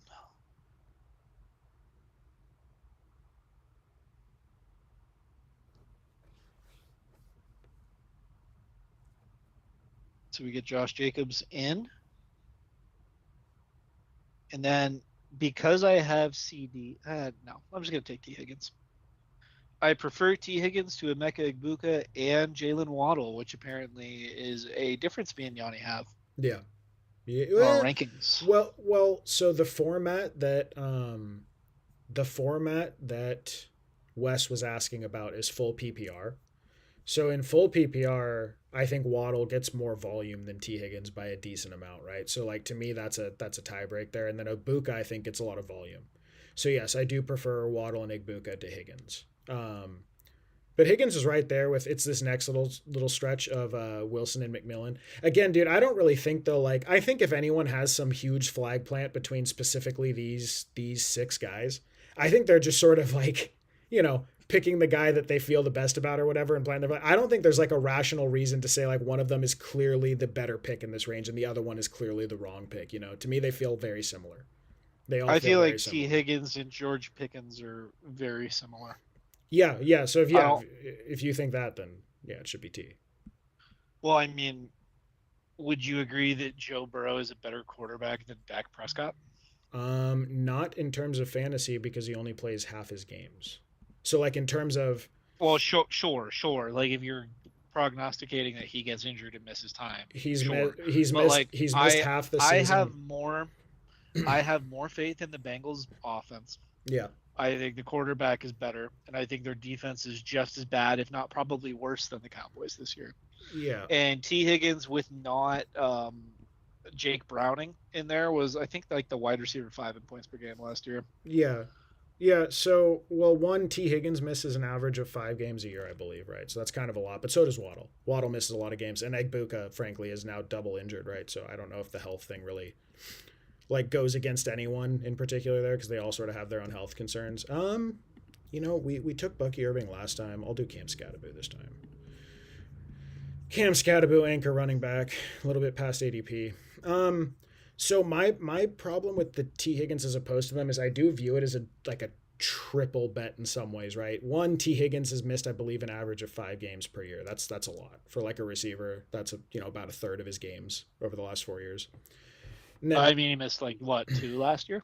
There's 2 games total. yeah, I'm more concerned with the aggregate of his career, but yes, he's missed around a third of his games per season since he's been in the league, and then Joe Burrow has missed half or more of his games in half of his career. So, like those two bets combined make me very nervous about like going. Now I still like T. I'm still drafting T in a lot of places this year. I'm not like I'm just saying that as far because I also really really like Waddle, Igbuka, and Lad McConkey. So that's sort of the tiebreaker for me is I feel like you're making a double health bet on top of the player. But while he's on the field, and even without Joe Burrow, I'm not even as worried about Joe Burrow because there's Joe Flacco there now.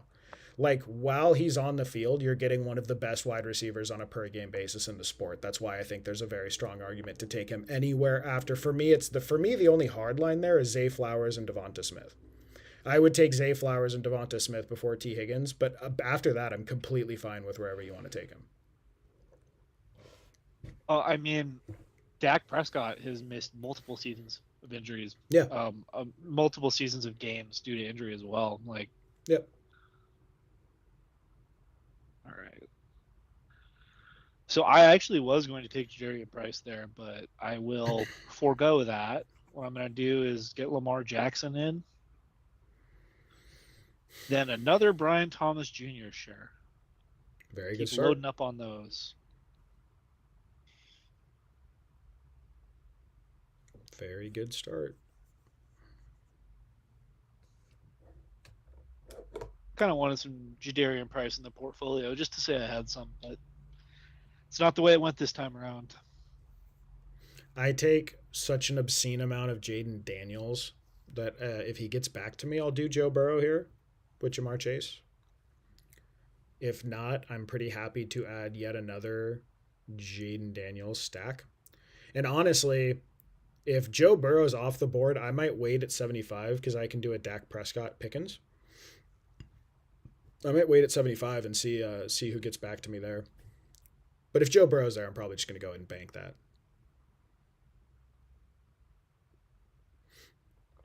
I haven't felt the urgency to stack Joe Burrow with Jamar Chase as much because, like we've discussed, I feel pretty good about Chase with Flacco if Burrow goes down.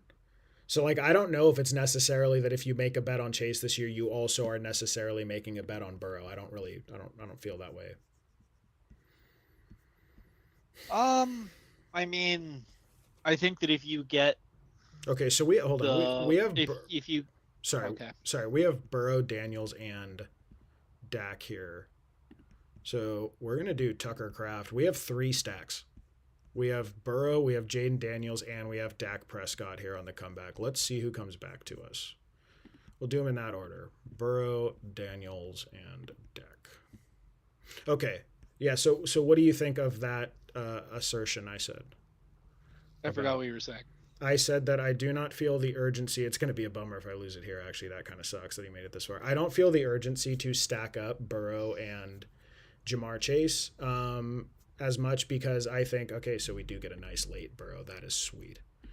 Because I think if Joe Flacco goes in there, Chase is going to be just fine. So, like, I don't necessarily view a Chase bet this year as contingent on Joe Burrow having a great year. Well, I think that if you're gonna have the $100,000 outcome, that you're not getting it with Joe Flacco. Probably. Probably. You're not winning the contest, I don't think, if Burrow goes down during the playoff week. So in that Probably. sense, yes, but I think he can survive. Jamar Chase can at least survive without him. Versus like those Puka rosters, I will not. No. I need Stafford on those. Yep. Yep. Yep. Yep. Unless unless Stenson Bennett is way more ready than the market thinks he is. Something tells me he is not, and I think it would be Ty Simpson, not Stenson Bennett. But who knows? No, no, probably. Maybe rehab did wonders for old Stenson Bennett. They did. They were talking about that in interviews this week. He's sober now. He's like sober guy talking about how great it is to find sobriety. Oh man, we're gonna bully quarterback here. I think Dak just has to survive one more pick, and he does. All right, so bully quarterback Dak Prescott, and then I'm gonna continue to be excited about Mekhi Lemon. I think that's a good guy to be excited about. I love that roster. Super aggressive on quarterback, but that's the way to do it. Lamar Jackson standalone, Dak stacked with CD. Yep, I don't. It'd be nice if I had Zay Flowers too, but with Lamar, so much of his value is his Yeah. legs. I think the correlation is less important, and I will just take the elite quarterback. I would say it's Lamar and Allen are the two least important guys to stack in the whole. Probably Jaden two's up there, right? You don't really Yep, need those. You don't really need the stacks there. Jalen as well. Jalen Hurts, I feel like so much of his Yep. Tush fantasy push. value is the tush push. Tush Yep. push, yeah. And they have confirmed that they are keeping that in the offense this year. There was discussion about whether or not Mannion wanted it to stay. He said he definitely wants it to stay.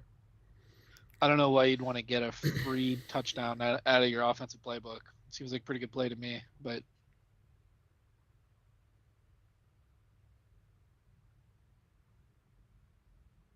I remember last year the entire like that was the big narrative. They're like they're finally getting rid of the tush push. This is inappropriate, right?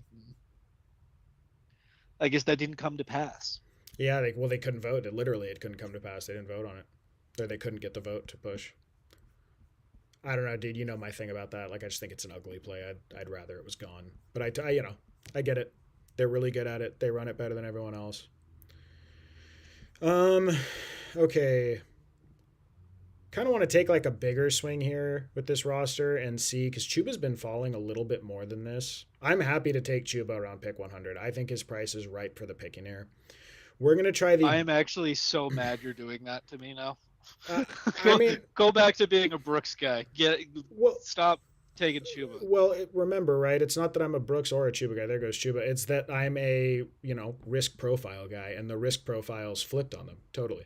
So like now that the risk profile I flipped, liked it better when you weren't taking him, so I could have him. yeah, like Okay. yeah, but yeah, I get it. But for me, it's like now that the risk profile has reversed on them, like again, like to me, that's just being very consistent, right? Is like I enjoyed the risk when it was one way, and now I'm flipping and going the other way. God, that's a nice late Trevor Lawrence. I wish I had any sort of stack with him, but I also need running back badly. I need to start catching up here.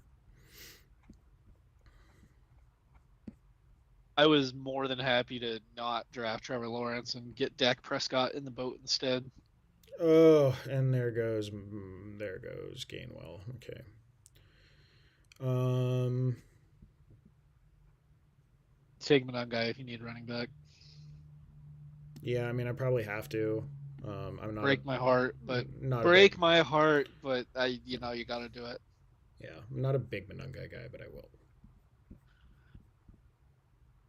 I'll tell you what, I liked him more than Blake Corum before the knee injury. Now Yeah. it's like, okay, well, he's just not as good. You're making a just objectively worse but similar bet if you draft Kyle Monangai over Blake Corum now.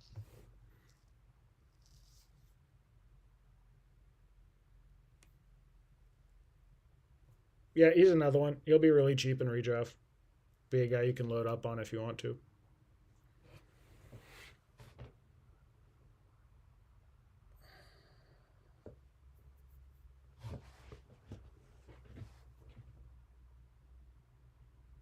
What do you think about Golden bumping up boards a little bit? He's up like 15 spots this week.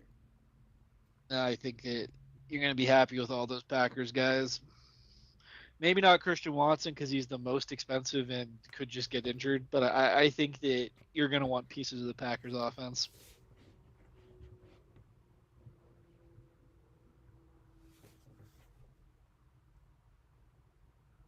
Oh man, sniped on Jordan Tyson. Bummer. Would have loved to add some 9-10 turn Jordan Tyson to the portfolio.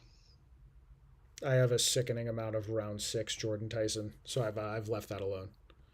And then I got Alec Pierce too. That's okay. Harold Fannin in. I'm going to do the KC Conception bet. I don't like it. I don't think that that's inherently a better bet than Denzel Boston, but just in case the Slappies are right, let's get him in there. Yeah, I mean, if our you know what? No, I'm not going to say that. That's a mean thing to say. Yeah, I support your decision to be on KCC. Oh man, someone left the one of the one What of were the. you going to say, Honey? What were you going to say? Nothing. I'm not gonna say it. I'm maturing is what I'm doing. Uh, fuck man.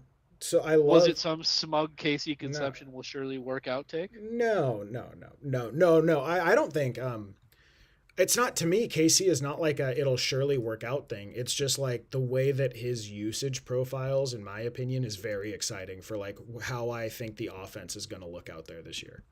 That's not. It's not necessarily like I just think. I think if it. Oh my God, Jordan Love right there on the stack. You took my stack from me, fellas.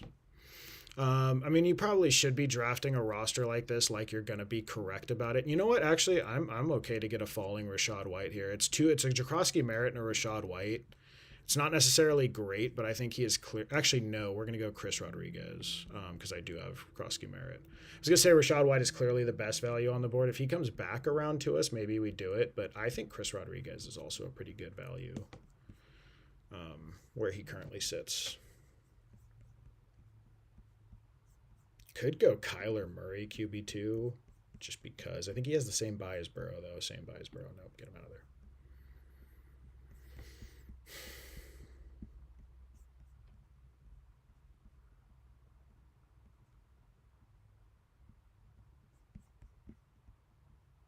Yeah, I just took back-to-back Browns. I don't think I like that. Maybe this is a Deshaun Watson roster. I Go round 18, Deshaun.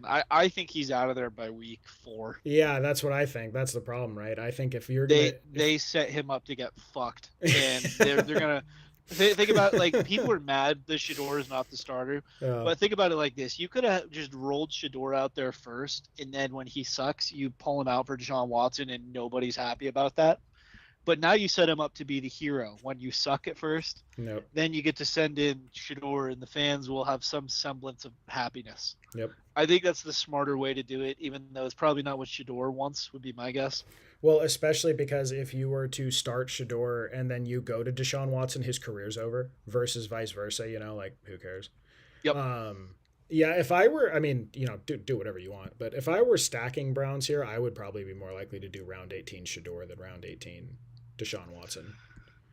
Yep, I'm happy with my quarterback room. We're not betting Yeah, anymore. yeah. Well, you said you were thinking about stacking. I wouldn't bother, but I'm just saying if I were gonna stack Browns, I would be going Shador Well, I, over I just Watson there. looked at my 9-10 turn that I wasn't particularly No, happy with to no. begin with, and I noticed it was two Cleveland Browns in a row. We'll see, I was dude. like, oh, We'll see if Mac Jones, if McCorkle Jones goes there next year, like something like that, where I perceive it to be like a noticeable quarterback upgrade. I love the Browns skill position players. I think the Browns skill position players are cool. Fannin, KC, Boston, even like Judy and Isaiah Bond are good like depth receivers.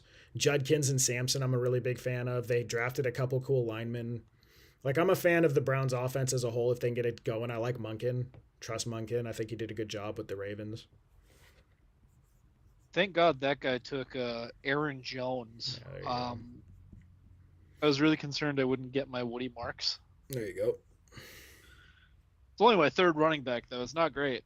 We are putting a lot of faith in Saquon and Josh Jacobs to get it done.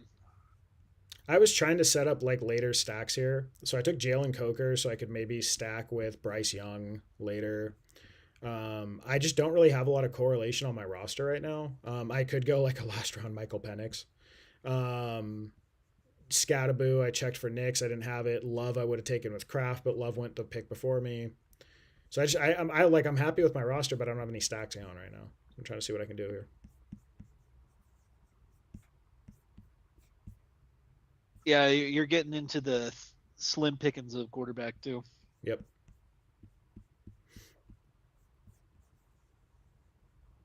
Oh, you got Bryce Young and Tua. Yep. Well, it would Or be Penix if you want it, to do round 18 Penix. it would be around 18 Penix if I did it. I might do a where do we have Bryce Young going? Yeah, 165, so I can wait a whole rotation and try to get Bryce Young late. I might end up doing Bryce Young and Penix on this thing. I cannot believe you went into the FTF chat and earnestly said that we're so back with Michael Penix. Oh my god, dude! If I'm excited. I am genuinely yes, earnestly. I am earnestly excited uh about Penix in London. I think Penix is going to end up being the week 1 starter. He will not be That's the week 1 starter. There is not enough time. we'll see. Dude, he just got back to 11 on 11s. You cannot do 10 days of camp coming off the injuries he has, looking as bad as he did when they brought in Tua. It's going to be Tua. Like, that's not a question. The We will question is see. when Penix comes in. I guarantee you. Like, do you want to bet a Ascended Heroes ETB on that? No, I don't. I am supremely confident. There is a 0% chance Michael Penix is the week 1 starter. It's not happening. The timelines don't match up. The moves the team made don't match up. Like, I get Tua looks like shit. Trust me, I understand. He's not a good quarterback. It's not going to work out. But just in terms of how your team operates, you cannot just send Penix out there. The same thing, right? Like, it's better if you send him in later. They're going to stink anyways. Yeah, dude. Again, we'll see. We'll see. Again, obviously, right. I have some biases there. I was really high on Penix coming out of college. Now it doesn't really matter what you think of him coming out of college. What he put on tape was brutal last year, right? And I believe that is his 3rd ACL or 4th ACL. So like, it's hard to sit here and say, you know, um, it's not even like a Penix argument necessarily. It is just that I'm almost positive Penix is a better player than Tua.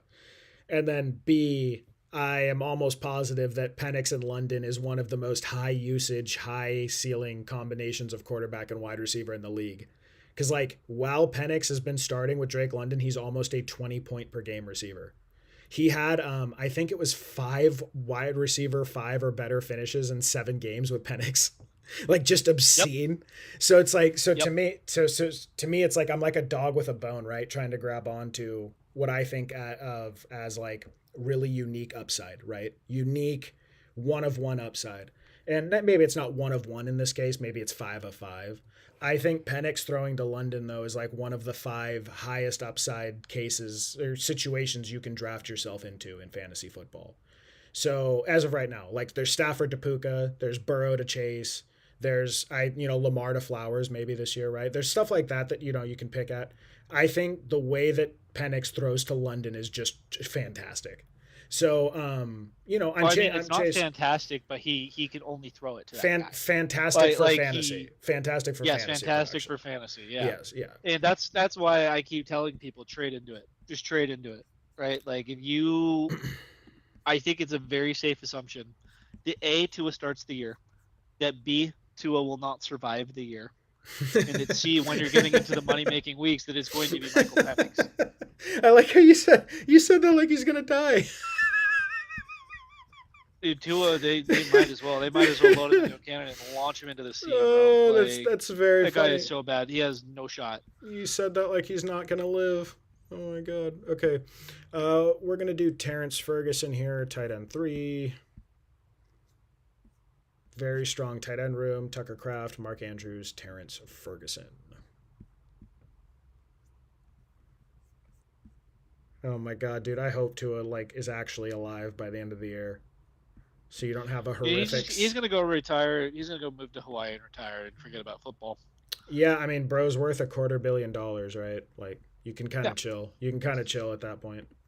he doesn't need to be doing this anymore. Like his brain is probably already damaged beyond repair.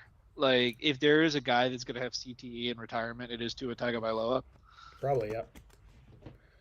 Yep. It's shitty too, because like there was a period there where Tua was a great fantasy guy. Like Tua was sustaining the prime Tyreek Hill years in Miami. It was awesome. In that one hit against the Bengals, really just kind of changed the entire trajectory of his career and what he had going on. Yep.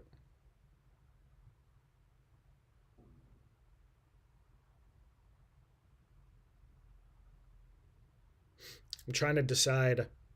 I'm so I have a weird like in between period of my life that I'm about to enter into because I'm getting out of my apartment on the 27th. And coming down here, I have a, because again, I don't want to sign a lease, right, until I sign a job, which means I'm going to probably have to take a lower job offer than I wanted to at first. I've been putting it off, but I'm kind of at the end of my road here, right?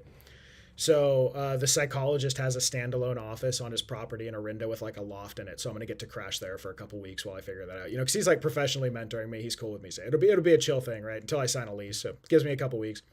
So I kind of set this deadline with myself to go back to the gym and start like working out for a couple hours a day, which I haven't done since I was like 18, 19. I want to see if I can get my numbers back and all that shit. So I'm deciding between Planet Fitness or 24-hour fitness in the Bay Area. 24-hour fitness, it's not close. Well, so yeah, so the price difference isn't crazy. 24-hour fitness makes you pay the year up front.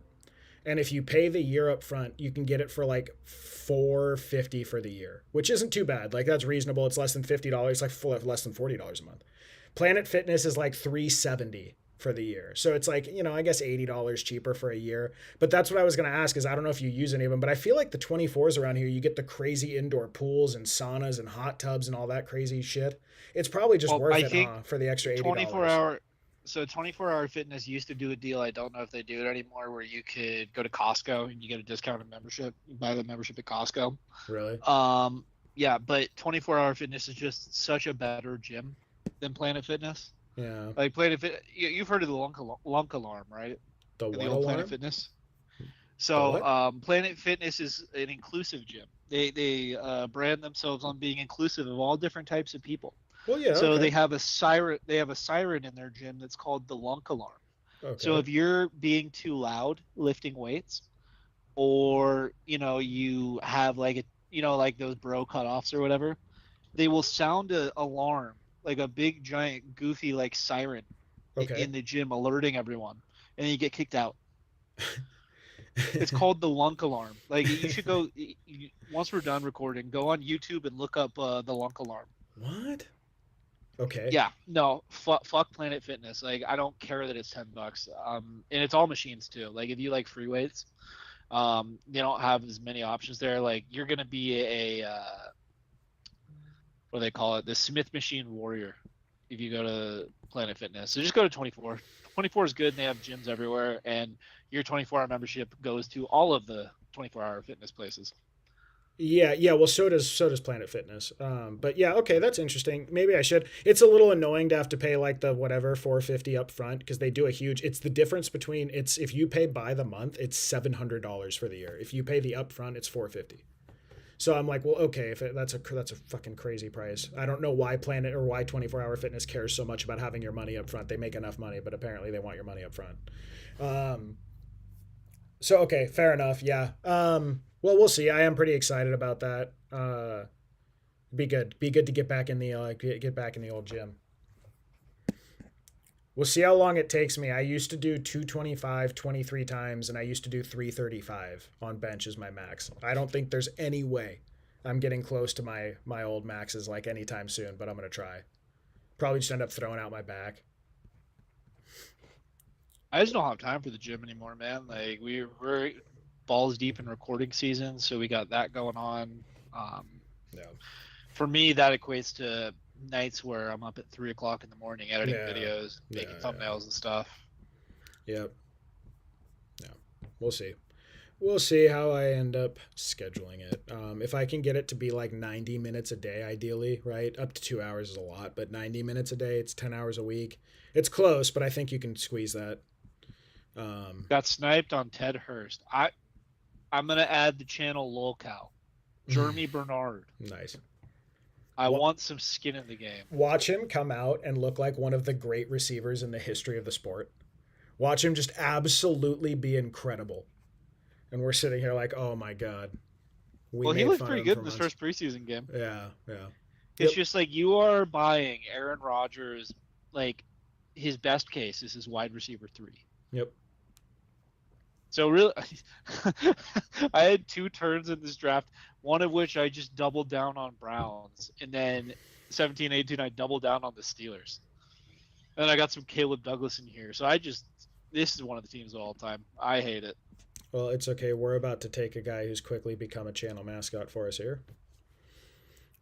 Not a channel mascot, a me mascot in Michael Penix.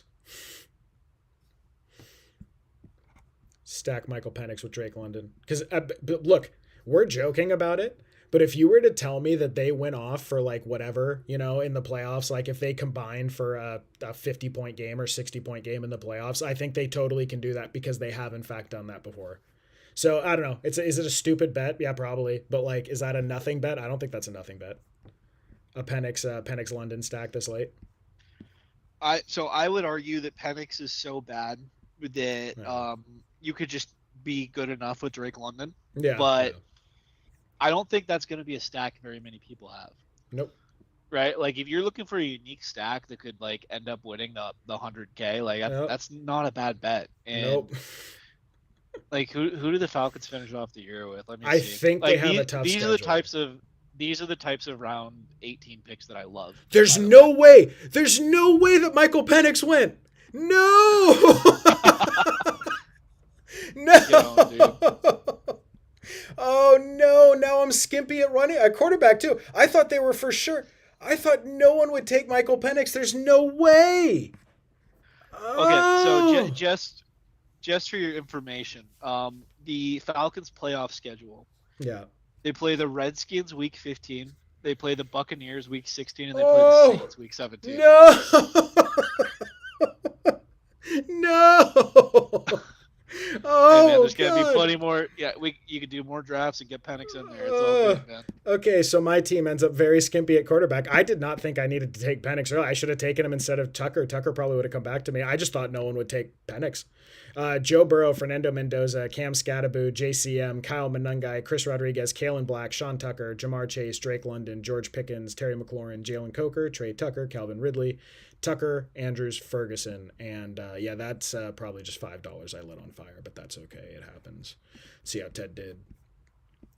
Ted goes Lamar Jackson, Dak Prescott, excellent quarterback room. Barkley, Jacobs, Woody Marks, Ty J. Spears, Braylon Allen, excellent running back room. CeeDee Lamb, T. Higgins, Brian Thomas Jr., Mackay, KC, Dontavian Wicks, Caleb Douglas, Jeremy Bernard, Fannin, Ferguson, Fryer, Muth.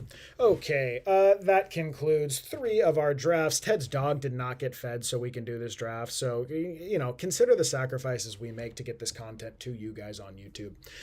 He still has food in his bowl. He still has food in his. He hasn't even finished it yet. I know. Thank you guys for watching. Thank you so much. Please, if you're so inclined, drop a like, drop a subscribe. keep the bell on.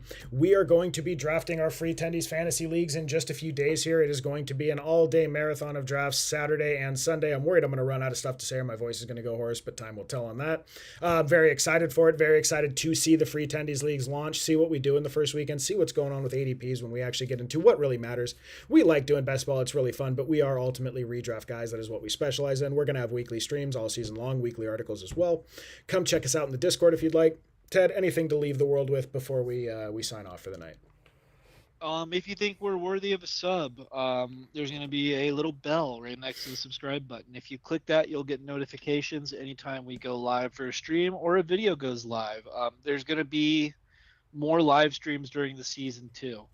We are going to be changing some of the stuff that we do, trying out something new, and we want to keep the stream schedule rolling. But we also do have regularly scheduled videos coming your way. I believe, what is the first day of the season, Yanni? Is it the 7th or the 9th? I think it's the 9th. Yeah, the 9th. I think It's Wednesday. Yeah. Wednesday or Thursday. Okay. Yeah. So we should have regular videos going live that week. So we're pretty close here. Excited, and we are one sub away from not having 67 subs. I think having 67 subs is very funny. One of you can ruin that for me. But Please then we'll do. be one closer to 69. Yep. Please do.